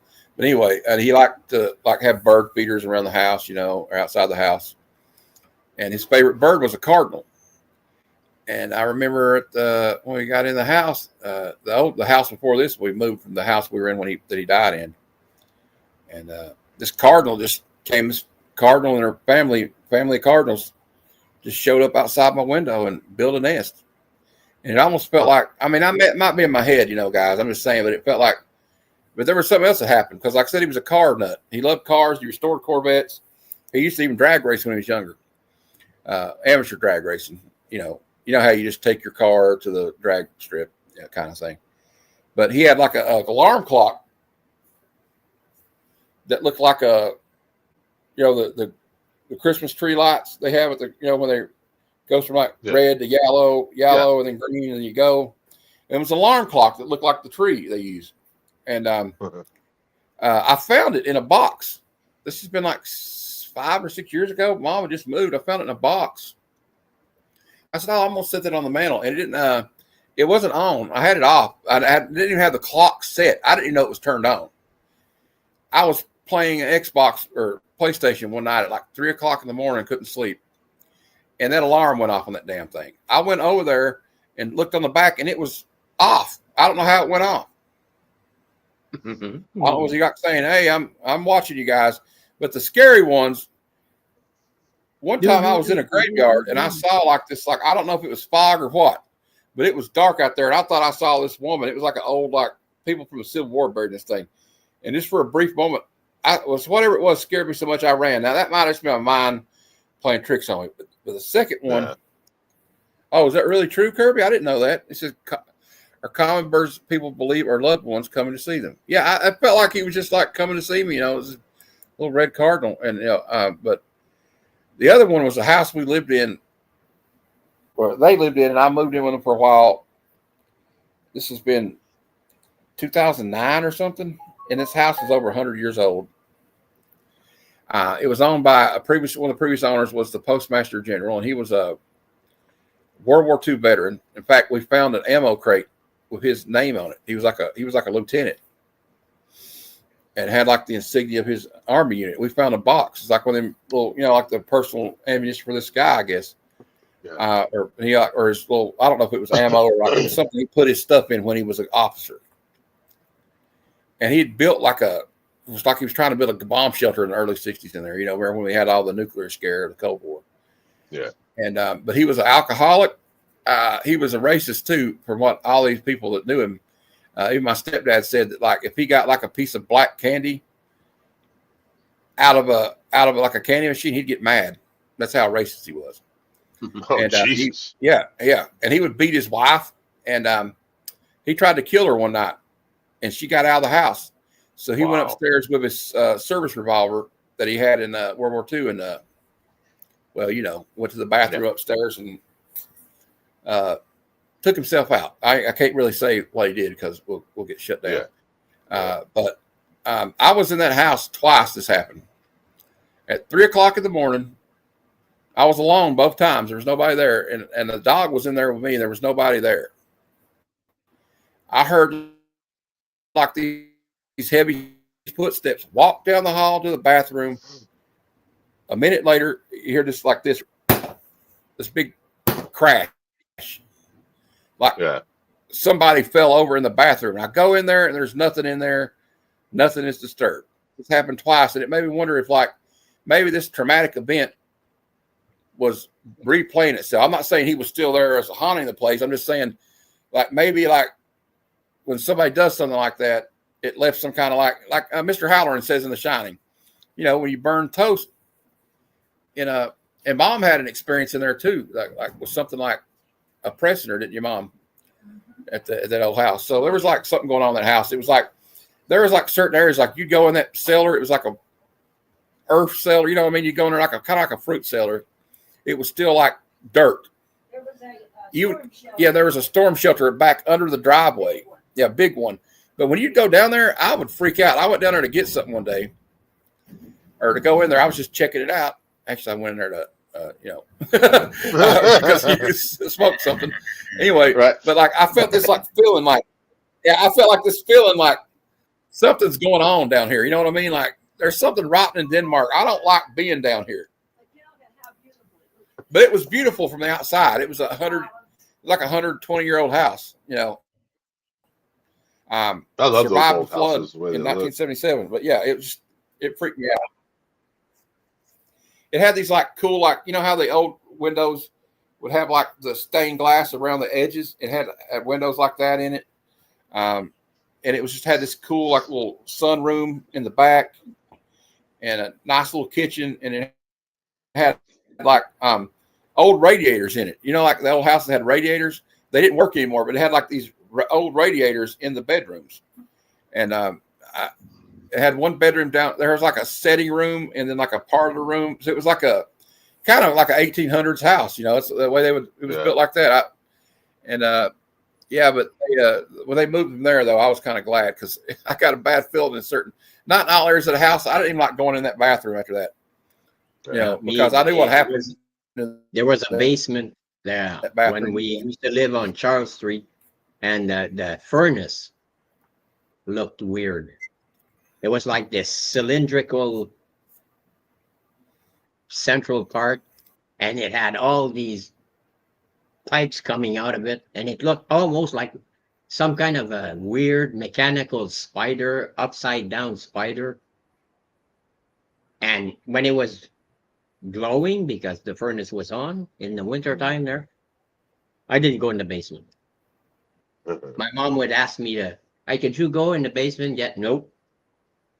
I'm not going in the basement alone. I'm not going in the basement alone. You come with me.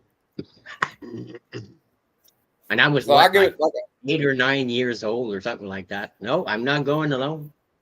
Nope. And my mom always, I give this one 5 stars. Why are you scared of going in the basement? Sure. I hate that stupid furnace, Mom. And that stupid furnace scares me.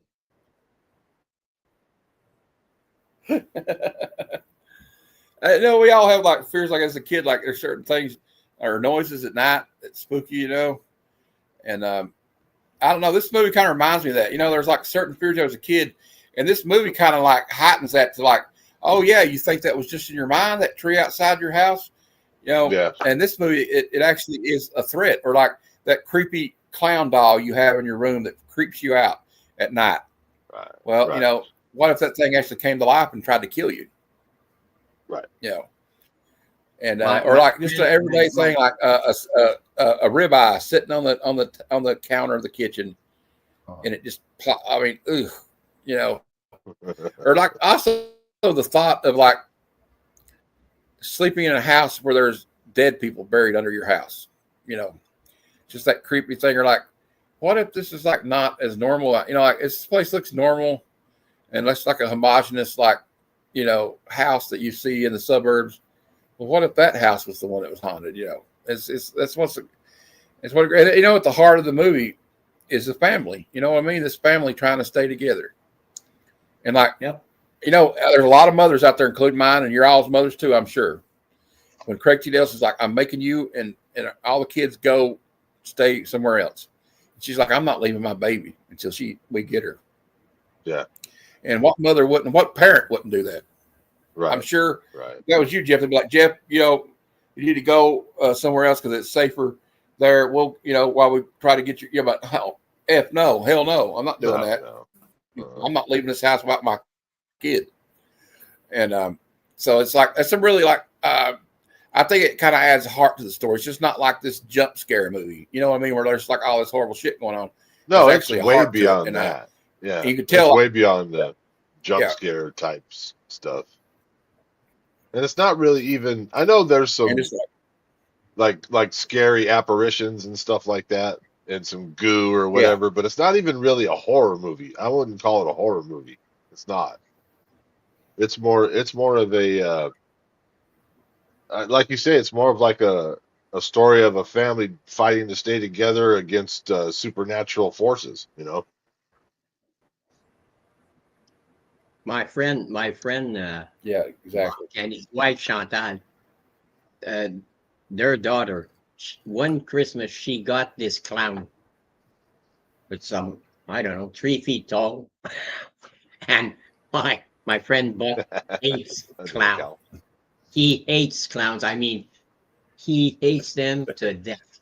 And she gets this clown for Christmas, and as soon as she opens the box, my friend Buck saw the clown, and he looked at his wife and he said, "That thing is not lasting the night." Well, you know, They that's let kind of her like play. They one of let those her things. play with the clown. Yeah. Okay. The next day, there was a dumpster outside. The clown went into the dumpster in the box, and that's it. That was it. And you know, that's kind of like another classic horror film thing they use, like in the movie Annabelle, or like you hear about that doll that was cursed in Florida. What do they call it, Jeffrey or something, or you know the one I'm talking about. Like if you're like not nice to it, it'll curse you or something.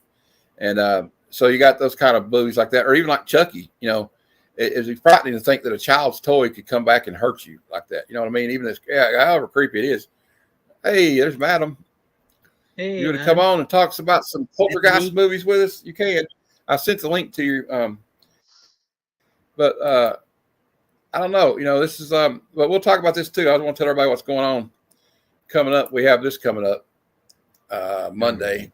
We talk about Return of the Living Dead. And then that'll be at 7 p.m. on Monday, and then at 6 p.m. next Friday, we'll be talking about Fright Night, one of my favorite vampire movies of all time. So you got to keep the doors locked. Yeah. Don't invite anybody in if you don't know who they are. Exactly. Yeah, I look like. Look at me. Look at me. Hey, I had to cut all my hair off. you probably look better than we do. Oh yeah. This is one of those movies, though. I mean, guys, I don't know. I don't really have anything bad to say about it, so I have no notes. There's not like, you know, there's like in bad cinema, it's always like, yeah, they should have done this better. This plot hole in this movie. This doesn't really have any. And I saw somebody trying to do a video. I was trying to watch videos of other people's opinions on this movie, and one of them's like, all the things that Poltergeist got wrong. I'm like, what did they get wrong? It's not even a real. There's always somebody out there going, oh no, you shouldn't have done this. It's like with Peacemaker. They didn't have their little flashy 15-minute action battle sequence last night, so a lot of people started crying about it. You know what I mean? Coach gets high. Oh yeah, they're smoking weed at the first movie. They're just like a little hippie fan. You know, they probably used to be hippies or something in the counterculture, and so they're she still care. And Joe Beth, we saw this earlier, Jeff. I'll ask you what you think of this. Joe Beth Williams. Yeah. He's gonna. Joe Beth die Williams should have got paid a lot for this because she was like that lady had to do a lot in this movie. Yeah. You know what I mean? She gets thrown up bounced the all wall, around and hanging off the wall, trying to get her kids. She falls in that hole where the pool's being dug. So she's You a know trooper. what? She I think she did. Looking back at it, I think she did a real good job acting her role as a mother as well, because she didn't just do the hysterical, screaming, frantic mom, which you know moms would be if your daughter got sucked into some other world, you know.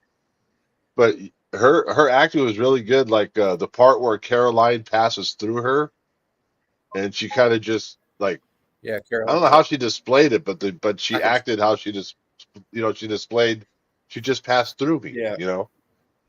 And I just thought her acting was fantastic. Like, you know, they're like, I thought she was Crazy spot on. Nelson did good too. That whole scene you're talking about, where she's like, I can smell her, I can smell my baby, and then Craig T. Nelson runs to her, and he's her on her, and they're like embracing each other, and it's just like they're just trying to keep their family together at the end of this movie. That's all it is.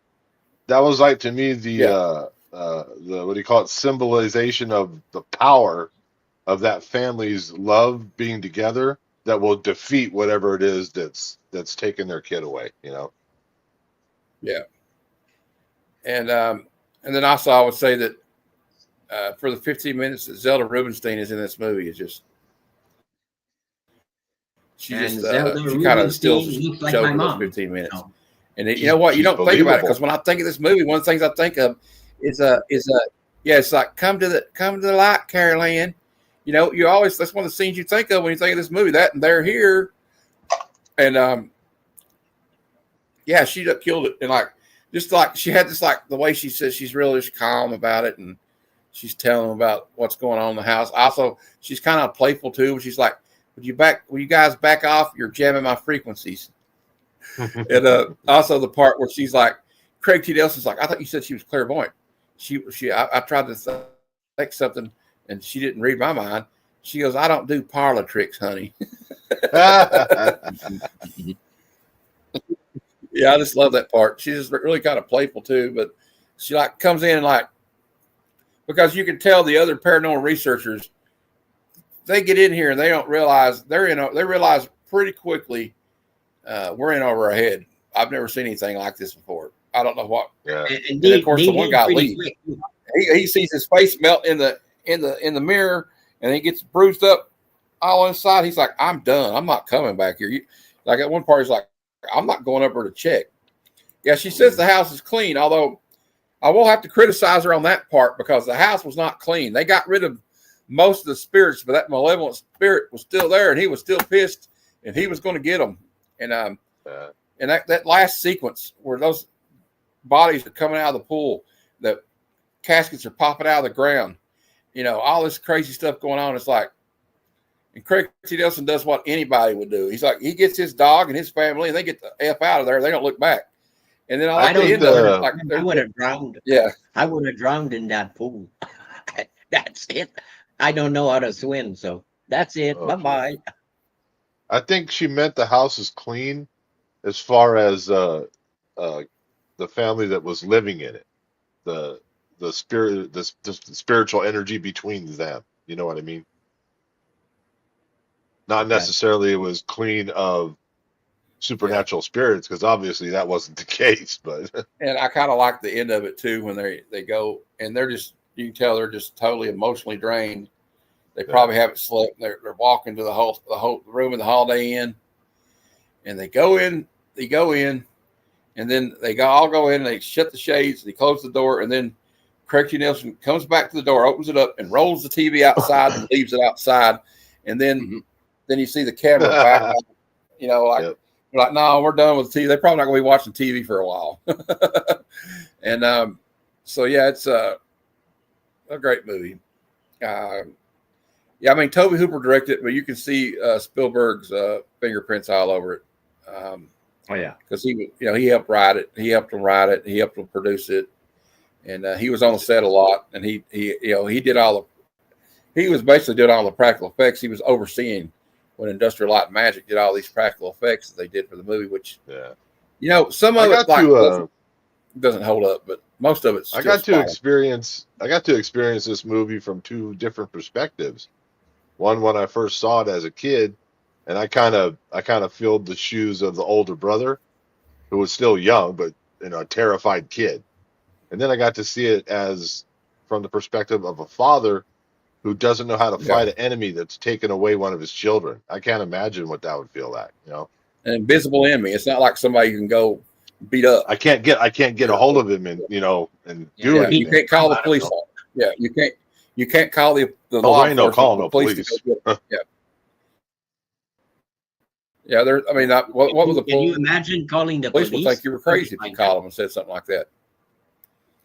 Like, oh, my daughter got something. They'd wind up hauling me off as a suspect or something. Oh yeah, they'd be like bringing out corpse sniffing dogs throughout your backyard, or wherever, interrogating you. But that's like what's so frightening about it too is they can't call anybody to help them except these people they don't know. I mean, these paranormal researchers, but they don't, and they're in over their head. Yeah, and so it's like they're kind of helping them too. They're all in this together. Like you can tell. Also, what I like about this, a great cast. the paranormal researchers are kind of in this with them at this point. They're getting emotionally invested in this. You know what I mean? Because they know this girl is gone. They know what's going on here. They've seen this. It's crazy. And then another one I like is the scene where they're sitting downstairs in the living room, and then that bright light comes up from the top of the stairs, and and it starts coming down the steps, and then you see all these spirits, and it's just like, whoa.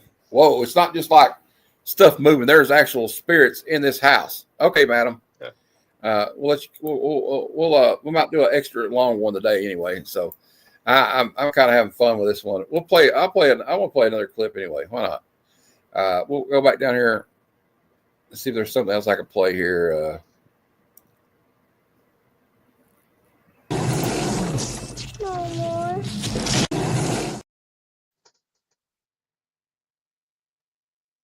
So that's for when it comes back, and she's like, no more. The kid's traumatized.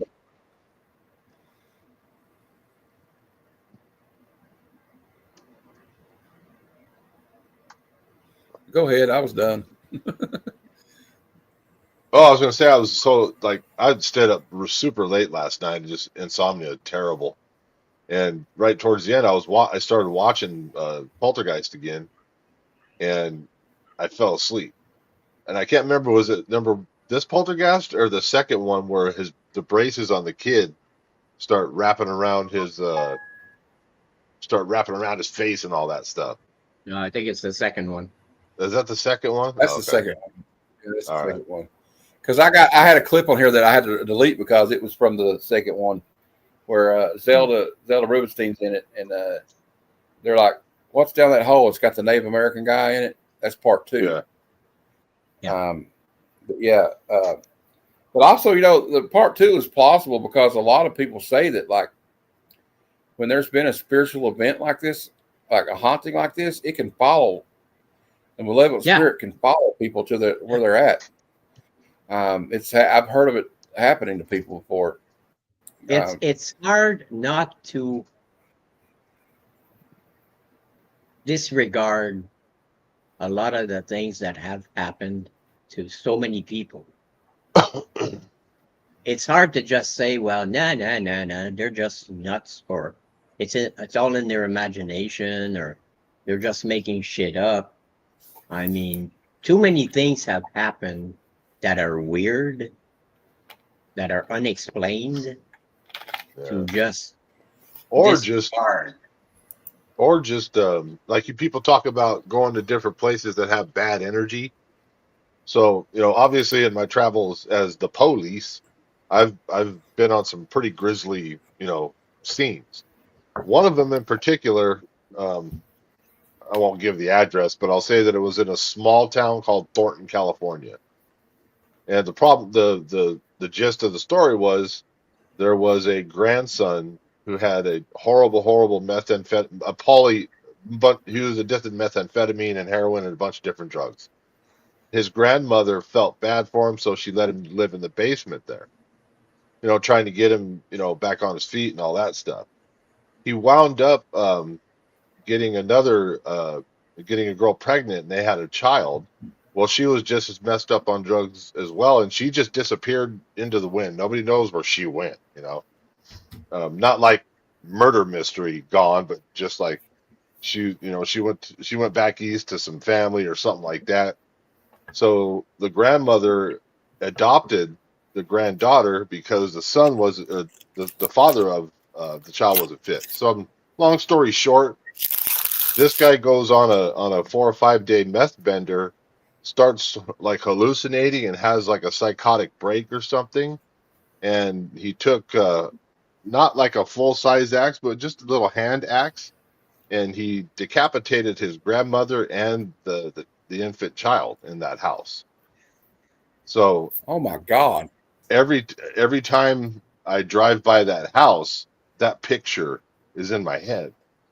So that house, and it's like any other house in the world. You know how some houses have tall hedges that go around it and steps that go up to the front door, and you go, oh, there's a house with hedges around it with steps that go up to the front door. To me, that house looks like the worst, haunted, scary house that I've ever seen in my life. And every time I drive by it, like the hair, just talking about the hairs on my arms stick up. But that's in my own head. That's nobody else. That's my own recollection of something. But I do wonder, is there any kind of energy that is now there that someone else can experience, unbeknownst to what happened there? You know, you'd have to drive by to see if somebody's living there. Yeah, people live there. People live there. Well, the if thought people of live like there, living in maybe that house. maybe they've If learned they know, to I live wonder if with they it. know what. I wonder if they know. I wonder if they know what happened. They should know, because by law in California, if you sell a house and someone died in it, you have to tell them. Or I believe if the previous owner died, yeah, you have to tell them. Something like that. Do they? Yeah, I don't know. I'm not a real estate person, so I can't tell you what the truth is. I don't think the best selling point for a house is that. By the way, this guy decapitated these 3 people. Well, I'll tell you one thing though. But if anybody ever tries to sell me a house and says, you know, the Native Americans used to have a burial ground around here, I'm like, pass. You know, I'm done. I'm out. Yeah. But you know that happens a lot, like in the movie The Shining. Like we said, Pet Cemetery. The Pet Cemetery was where the Native Americans buried their dead. Yeah. And yeah, it's like I'll be right back. But yeah, it's just like the feeling. It's just like I said, I like about this movie. It's just like it's just gradually everything gets worse, you know, and they're like until the point where it's like nobody can stay there anymore. And then like basically the dead reclaim their property. You know what I mean? They just take the house with them. Yeah, I mean, they're like, no, it's you could almost say it's the perfect suspense thriller horror movie because it builds up really slowly, and there's humor. Like when she puts the kid down in the circle with the helmet, and the kid goes forward, and and she's like this, and it's like it funny, seems harmless. it's not at first. funny. Yeah, at first it seems kind of harmless, you know, but then like it's just like you start to realize real quick that you know this is not just some fun little parlor trick. Yeah, I've heard that about Amityville, and also what's his name? He killed his family in that house before the DeFeos moved in.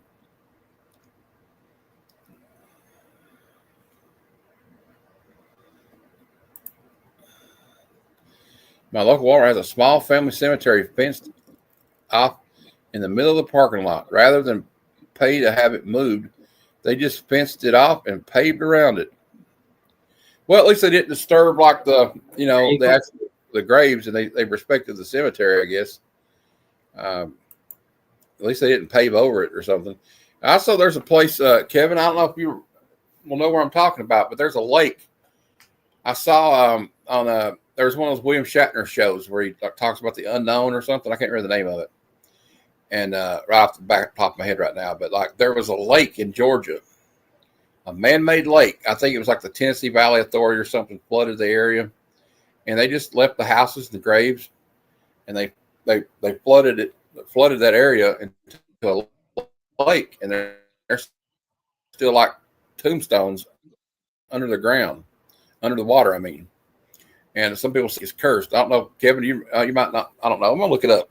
Kevin, he might not. He might know because he's in Georgia. Yeah. He says, "Yep, the whole town is underwater." Yeah.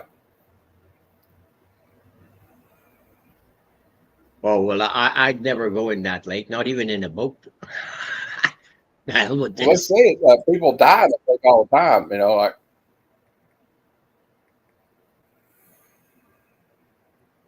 Whenever the water levels when the fall, water you can see the roof. You can see the roof. No, I wouldn't even go in a boat. Fuck them. And have Jason pop out of the water and drag me under? Nope. Have some kind of demon come out. I would just segue to another movie, but what the hell? No. Nope. No boat on that lake for me. Forget it.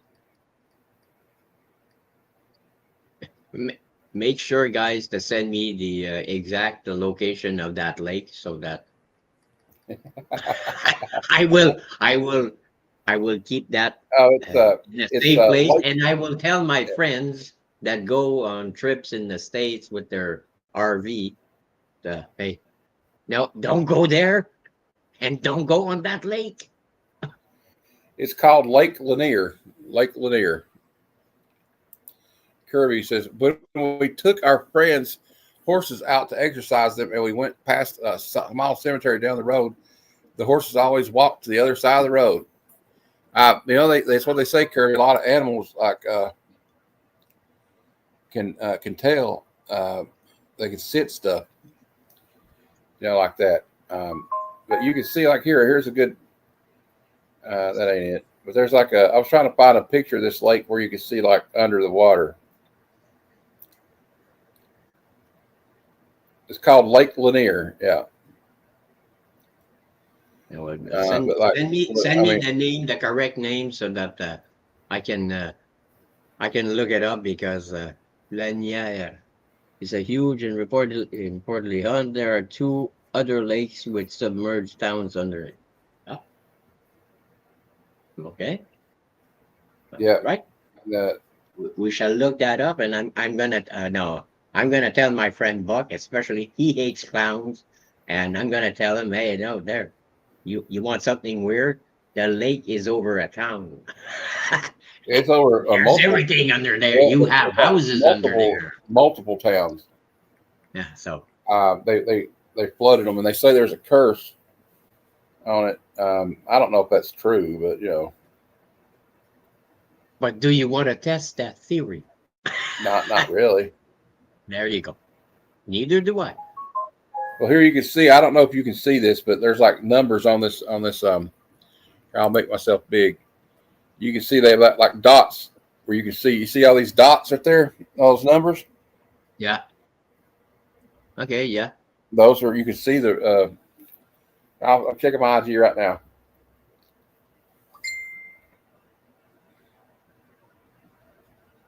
Hey, they should send that guy that uses an underwater drone, like a small submarine with a camera, and he looks in the water. I saw a guy on YouTube. He does videos like that. He just uses this little drone that's like a submarine, and he goes underwater and he looks at fish, and he looks at the bottom of the lake, and you should go there. Well, it says here that the lake was created in the 19th. All right. The legend has it the ghost of the long dead woman roams this lake in a flowing blue dress. Mysterious arms reach out for swimmers from the watery depths. Angry spirits call people home to submerged graves. These and other spooky tales have haunted Lake Lanier and the foothills of the northern Georgian mountains for decades. To many Georgians, the large serpentine lake northeast of Atlanta is a recreational hotspot, popular for boating and water sports, but supernatural lore and urban legends about the lake have found a receptive audience on social media. The lake was created in the 1950s by flooding valley communities. More than 200 people have died in swimming and boating accidents on the lake since 1994.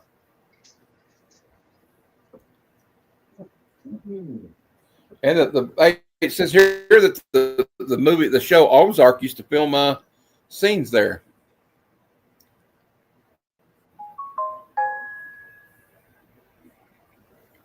So, yeah, people dive and take pictures. I'm just going to find a picture of that from underwater.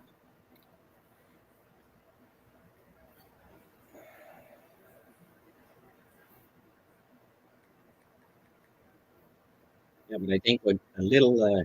Here we go. Here you go. Here you go, John. Check this out. There you go. That's underwater. That's underwater. Nope.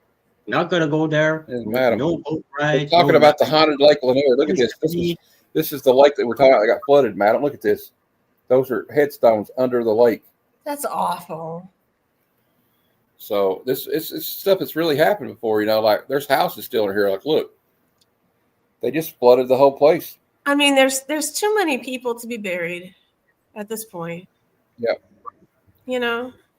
Look at this. Look at this old car. Dang. That's eerie.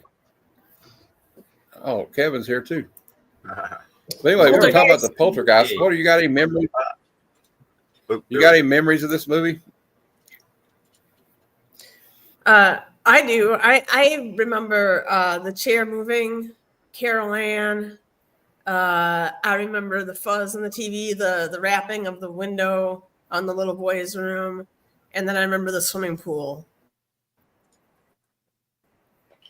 That's what I remember. Pretty cool. I think I captured most of it.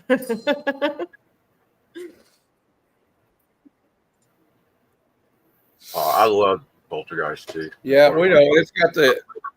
There's some. There are some of the headstones. Look at that. This at night. That's just. Yeah, we're talking about Lake Lanier. That's in, like I said, northern Georgia.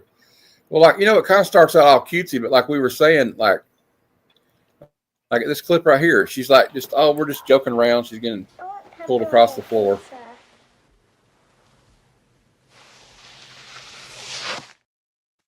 And she's going, she's popping her head off, and what the hell is this? He's like, reach out. What the hell? Then it gets to, then it is, but then it goes from that to this, like where he's like telling the guy, you didn't move the bodies, did you? Bodies, and you only move the headstones! You only move the headstones! Why?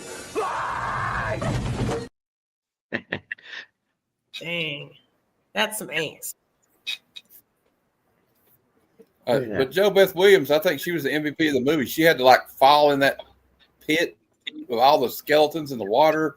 She got dragged across the ceiling, I mean, that. But she was a mother, as she's like, it kind of reminded me of my mom. This house about my baby, you know what I mean? She's, I'm not going damn nowhere, Yeah. Ooh, are these real? They don't even look real almost, man. That's wild. That's wild. She should have won an Oscar for that, because her acting was like spot on. I mean, she was really concerned. You could see that she was terrified. She was out of her mind, frantic. Yes. Yeah. I mean, yeah. Like and anybody like would be. Matt was saying that Any parent mother wouldn't be terrified. This is crazy. Is that a car? In 2019, explain some of the drowning accidents, though. All this floating in the waters. That's like a Chrysler or something like that. Yeah. I read. That's like a caravan. Chrysler Caravan. That's newer than when the lake was submerged, obviously, but it'd be wild to come across that. Yeah. Yeah, this is a picture of what Lake Lanier looks like. I mean, it is really big. It's I think it's the biggest lake in Georgia, actually. And it is a reservoir for Atlanta. And where'd it go? There we go. Oop. See. Ooh, you mean like the water? Like reservoir, when you say water, reservoir, creeped out. Drinking water? Yeah. Yeah, am I the only one that's creeped out by that? There's bodies under this lake, and they're using it for drinking water. Am I the only one that creeps out? Yeah, well, no. I'm with you, Matt. Nope.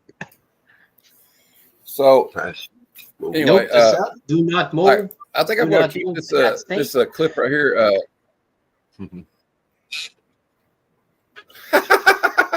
Or it'd be like this. You might end up like this.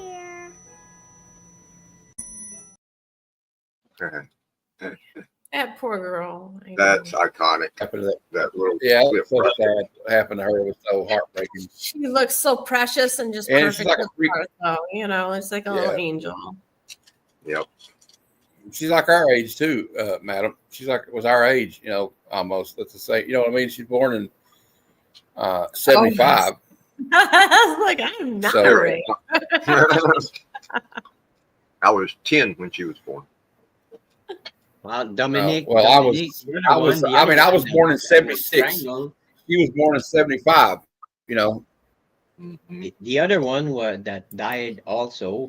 She was born in 59, like me. So she would have been my age. Hello. It's your fragrance boy here. We're fine.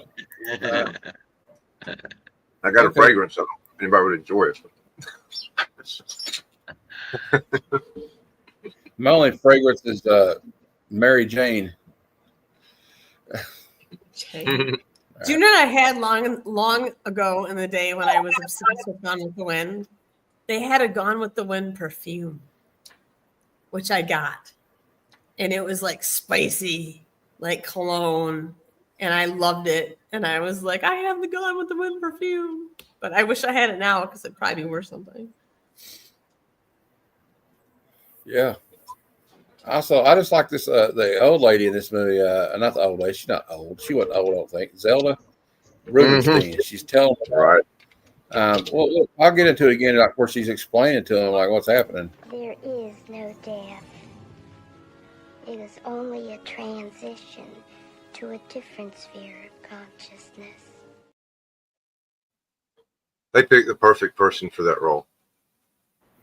Oh yeah, she looks like my mom. Everything. My mom looked like her, or she looked like my mom. My younger brother would disagree, but I asked my sister when we met at that house, and she said, "Yeah, yeah, yeah." She looks like mom. Oh. And she actually talked like mom. So. Anyway, all right. Yeah. Anyway, we'll play a couple. Oh, nice to meet you, dude. Nice to meet you, man. Homie. We got I also like the little girl's like she's just like terrified of this thing. Like I felt like, and also that part where like look at the stuff they got. Joe Biff Williams she has to get all that gunk on her. She's in the mud. Like, that's just crazy.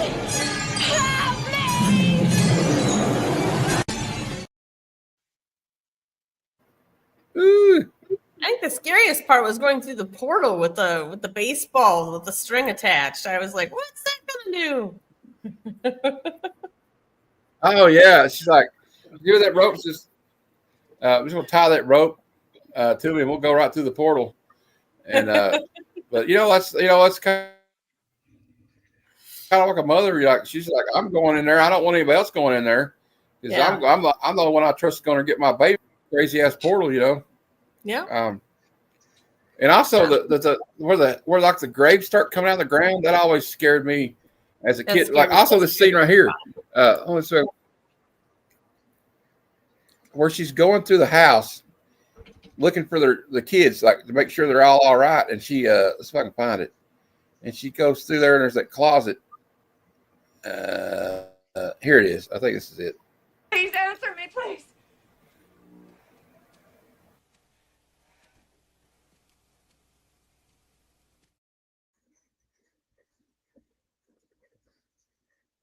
It's the next one. We'll play. Hold on, I get it.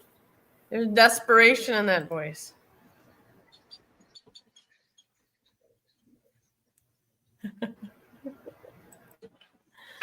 What's your favorite scent, Matt?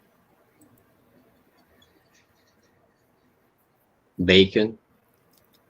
Bacon's a good one. That'll attract ladies, I'm sure. Not as a perfume, but I mean. I'll show you. I'll tell you. I'll write it down. The visual aid here, if you will. Is it a citrusy, oaky, cedar like bourbon smell?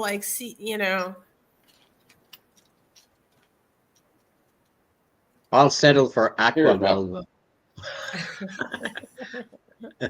Aqua Velva is fine with me. It's $1.25 at the dollar That's my store. favorite. There you go. Matt got it. That's it. $4.20. Oh, there you go. There you go. Now you're A lot of talking. people really don't like that. That smells like a skunk. Smells delicious. Have I watched Good Boy? Not yet. Not yet. Which one you get. Fragrance style, but I want to see that movie. It's like a horror movie with from the perspective of the dog, and like this guy tries to kill his owner. And I really want to see that movie. What's it called? Really want to see that movie. Good Boy. You're a good It's boy. called Good Boy, and like it's like the dog is the star of the movie. It's a horror movie, but it's the dog is the star of it. So it's not Cujo. It's really cool. Oh, I think he's a good No, boy. it's not though. Cujo. The dog. He's a good boy. I was going to play I also like the part. This is the part where they're like, I know I'm replaying this a lot, but we're just going to go like, I think the part's intense, like you're saying, like when she goes through the closet to go get her and they tie the rope to Joe Beth Williams, and this is a tense scene.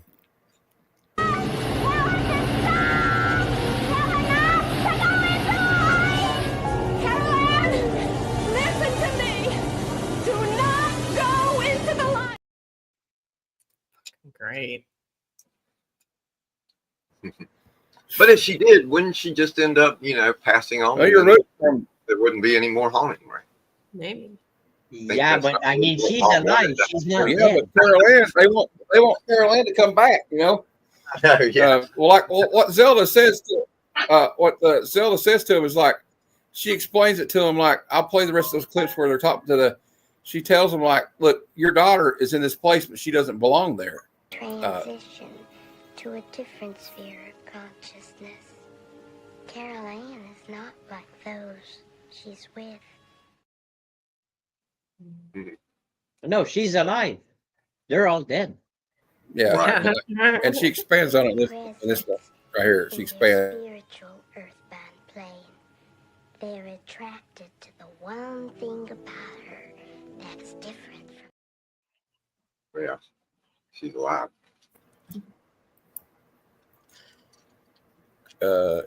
Is Creed Aventus. Absolute. Oh, cool.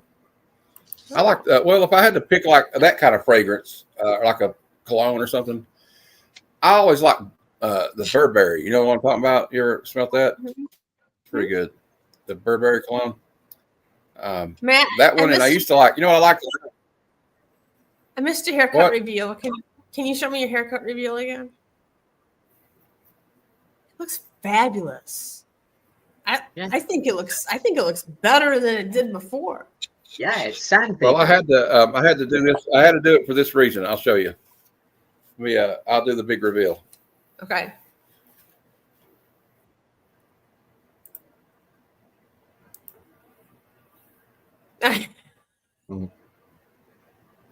Was your hair sticking out too much? Yeah, my beard. I look like Amish Michael Myers. You know. Yeah. But look here. Now I'm cool shade Michael Myers. I know. I'm scared. That's legit. He'll be back. You don't even need the sunglasses. The eyes are scary enough. Yeah. Now you look like Terminator.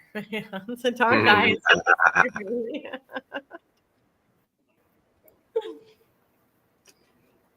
But anyway, so like I said, I was chasing this babysitter, and you can believe what this chick did. She actually tried to knee me right in the crotch. I couldn't believe it. You know what I mean? A guy can't even. I'm trying to be a professional like slasher here, and she wouldn't even cooperate. It was just crazy. So and then this damn kid keeps getting in the way. And then Dr. Loomis, that guy is such a buzzkill. You know what I'm saying? And he wouldn't let me get a day pass from the insane asylum. So anyway, there you go. I ought to do that. Interview Michael Myers, and I'll just tell him about actually, Jamie Lee Curtis is really nice, and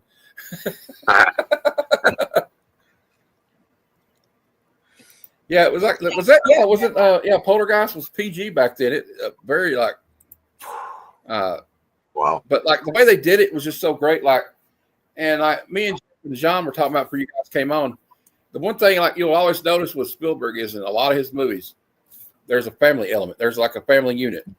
Yeah. Go back to Jaws, even Sugarland Express, E.T. Close Encounters of the Third Kind, E.T. Yeah. And so he always kind of has like a family unit trying to stay together, with the family unit being separate. Yeah. Yeah. And also, if you think about it, it's almost like this is a supernatural, but it's almost like when you have a child that's sick and in the hospital, right? And it just affects the whole family. Like they're trying to get her back in this movie, but like it could also been an illness or something too. If you think about it.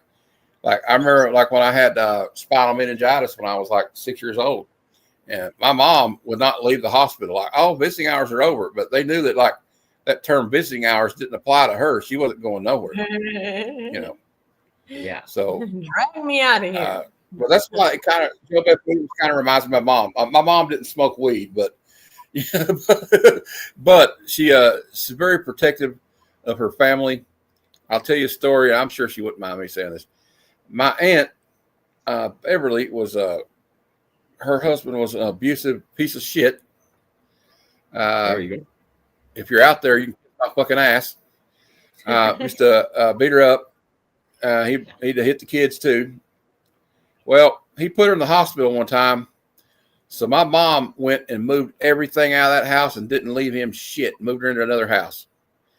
He came to our house when my mom and dad were still married, trying to act like he's one of these little man syndrome. You know what I'm talking about, Jeff? Little man syndrome. He's a bully, likes to pick on people, especially people that are weaker than him. Well, he should have been messing with my mom because my mom came to the door with 357 Magnum. She was ready to go to battle with him. And the state police had to remove the guy, but they're probably lucky he's probably lucky the state police showed up because mom was getting ready to give him lead poison, if you know what I mean. And that's the kind of person my mom didn't care. She would go into that situation. She's like, this is my family.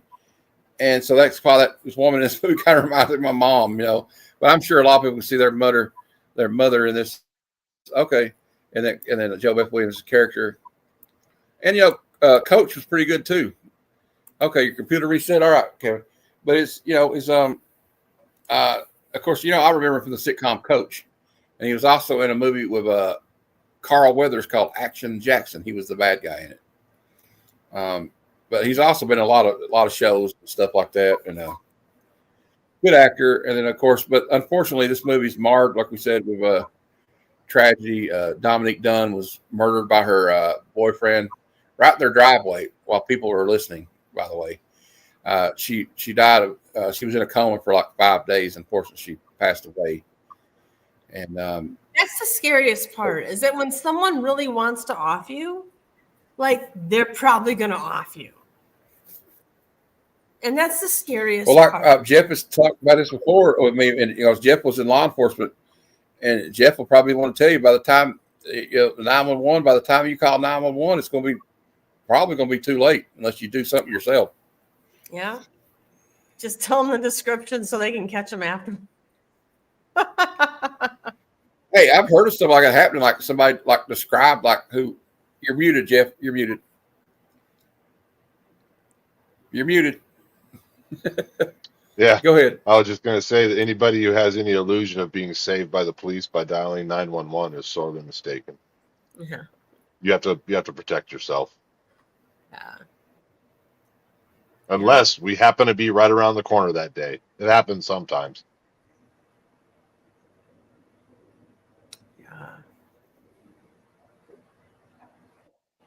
Yeah, and today it's weird how society today, if especially in certain areas, if you hear that screaming, fighting, you know, argument, stop, you know, all that stuff, people tend to just go, you know, mind their own business. They don't want to get involved. They don't call the cops, you know. Could just be a spat. They could be making up in 5 minutes. You don't know. Yeah, and people don't want to, especially with neighbors. They don't want to get in other people's business because then you're going to start a neighbor war. You know? Yeah, and that's horrible too. That ends in deaths too. It does, absolutely does. Also, absolutely especially if you have and from what I've heard about this situation with her boyfriend, they had been in a few blow-ups before, so the neighbors were probably used to hearing them yell. Yeah, cry wolf. Maybe, it might have been law enforcement, might have been called like initially the first time. But after a while, people are just going to like, well, I'm just going to mind my own business because they'll get mad if I get involved in it. Sadly, that's, it used to not always be like that. There's like some truth to that, too. If you go back to when my grandfather's day, everybody checked on each other. You know what I mean? Like, oh, well, such and such wasn't doing good. Let's go check up. But now, like, most neighbors are like, oh, God, I have to go outside and take out the garbage. The damn neighbor's going to be out there. I don't want to talk to him, Now you're riding a subway, some girl's getting attacked, and everyone's got their phones out. With no action. And that happened where Heroes Con was at. Madam, that happened at Heroes Con. That happened around where Heroes Con's at, by the way. No, I didn't. That happened in Charlotte. Oh. Yeah. So let's not go to next time we go to Charlotte for Heroes Con, don't be riding public transit. Okay. But we had an interesting experience at Heroes Con. Not to go off, but remember my cousin Chad you met? I do remember Chad. He said he went out late at night because he didn't have any cigarettes, and he ran into a homeless guy. I said, I'll tell you a joke for a cigarette. He saw my cousin go buy a pack of cigarettes. He said, all right. They gave him a Marlboro or whatever, and he said the guy proceeded to tell the most racist joke he ever heard in his life. And he's like, okay, I'll see you later. Just kept on walking. Give me that cigarette back.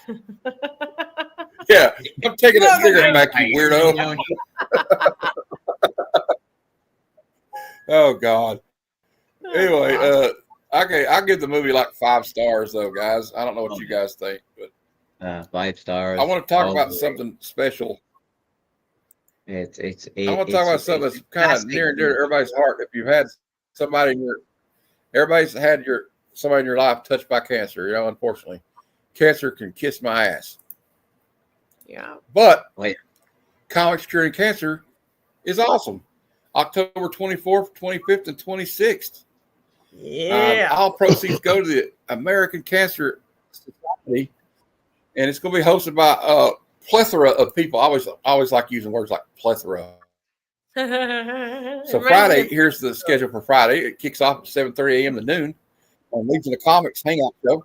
They're going to be doing auctions and there'll be raffles you can get entered in. There's going to be art, MJX Comics, 2 p.m. to 4. This is all Eastern time. And then we have Izzyverse, 4 p.m. to 9 p.m. And then, of course, the incomparable DJ Links, 9 p.m. to 12 a.m. He'll be doing his thing. And, of course, it'll continue on Saturday at starting at 12 a.m. to 6 a.m. with our friend K-Pop Junkie. Then we have Brian LCS from 9:30 to 11:30 a.m. Yeah, she's doing a marathon. John's Comics with friends will be from 11:30 a.m. to 1:30 p.m. Yes, and Rob's Fat Stack. Rob's going to be everywhere, by the way. Yeah, Rob. I think that's going to be only slabs. It'll be 2:30 to 4:30. They're going to be doing a special edition of only slabs, and then Rob's Fat Stacks art auctions from 5 to 10 p.m. And then we got Hall Yeah from 10 p.m. to 12 a.m. And then we get into the last day, Sunday, and if we can get it to come up here, Ozzyverse from 12 a.m. to 6 a.m. They'll be doing a marathon. Of course, it won't be 12 a.m. to 6 a.m. for them because they're in Australia. Then we got Cliff on Comics from 9 a.m. to 11 a.m. And, of course, the great Bleecker Street Comics from 11 a.m. to 1 p.m. And we end with Rob Fat Stacks Comics and Collectibles auction, 1 p.m. to 7 p.m. Our goal this year, their goal is $55,000. I hope they get to 70. You know what I mean? I hope they get to 80, maybe 100. And a cool thing was at least 60 because Cliff said he's getting a tattoo at 60 on his shoulder. Yeah. And I want to say something to Rob right now because he posted 60,000. If they can go past 60,000, I think that I lost my stepfather to cancer. Did you? I've lost 2 of my uncles to cancer, the Agent Orange kind of cancer. They were in Vietnam.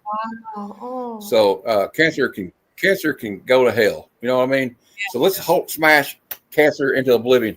Also, I want to say something before we go to our friend Rob's Fat Stack. I saw a post yesterday on Facebook. His dog passed away yesterday. Yeah. Oh, that's horrible. Sorry, Rob. Rob. Sorry for your loss. I know it's hard to lose a dog. I lost a dog last year. Madam, you lost a dog not long ago. So Because they're part of the family. Yeah. They're part of the They're family. like kids. I had that dog They're for like your kids. years. I mean, my neighbor upstairs. Yeah, and she's it's just moving like on the 14th, and she can't bring her cat with her, and she's trying to find a home for her cat. Oh. And she's crying all the time. And Oh. Can't you take care of a cat? I can't. Not in my apartment. There's no room for a cat in here. There's always room for a cat in an apartment. No. You haven't seen the size of my apartment. Okay. Oh, yeah. I figure my shower is the size like an of 8x8 cell. Also, have my shower is the size of a 3x3. I also have some other. Go ahead. I also have some stuff coming up. Me and Mark from Legion of Comics are going to be doing in honor of Halloween. We're going to be doing a deep dive on the Mark Spears monsters 1 through 7. We're going to be reviewing it. Look for that video to drop in a couple of weeks. I have a Mark also Sunday at 6 p.m. Eastern. Okay. Well, if you want to read them online, you can read like 1 through 7. Well, you can come on the show. Sunday Super Show Extravaganza. It's going to be pre-recorded. It's going to be 6 p.m. Eastern. We'll be talking about the new comic book day previews. And then Monday, if any of you guys on the panel would like to be a part of it, let me know. We have Bad Cinema at 7 p.m. Eastern on Monday. And Halloween month continues on my channel when we review Return of the Living Dead. And then Tuesday at 7 p.m. Eastern for Comic Conversations. My special guest will be JSS Brooklyn. And he said he's going to bring some cool books for us to look at. And, of course, a nice guy. We met him at Heroes Con. And, of course, on Thursday nights at 7 p.m., the Comic Lounge. And then next Friday at 6 p.m. Eastern, Good Cinema presents Fright Night. One of my favorite vampire movies of the 80s. It's really good. It's got Chris Sarandon in it and Roddy McDowell. And I can't remember her name. What's her name? Who played Darcy, the next door neighbor on Married with Children. Amanda Hirsch. She's in it. Amanda Hirsch. Amanda Hirsch. That's right. And so I'd like to thank Jeff and Madam and Jean Malot for being here. I really appreciate it, guys. We'll talk a little bit more backstage, but remember to keep watching those scary movies, but when you do, make sure your door's locked and don't go check on that bump in the night because it could be a serial killer. Just keep your shotgun close. Yep. And if the TV goes to static and it starts talking to you, throw that TV out the window. Trust me. Don't drink water. Anyway, buried city. You start scooting across the floor without knowing why. Yeah. Yeah. I'm not. Their caskets start coming out of the ground. But anyway, until next time, true believers, excel. Come, son of Jarrell! Kneel before Zod! Snoochie boochies.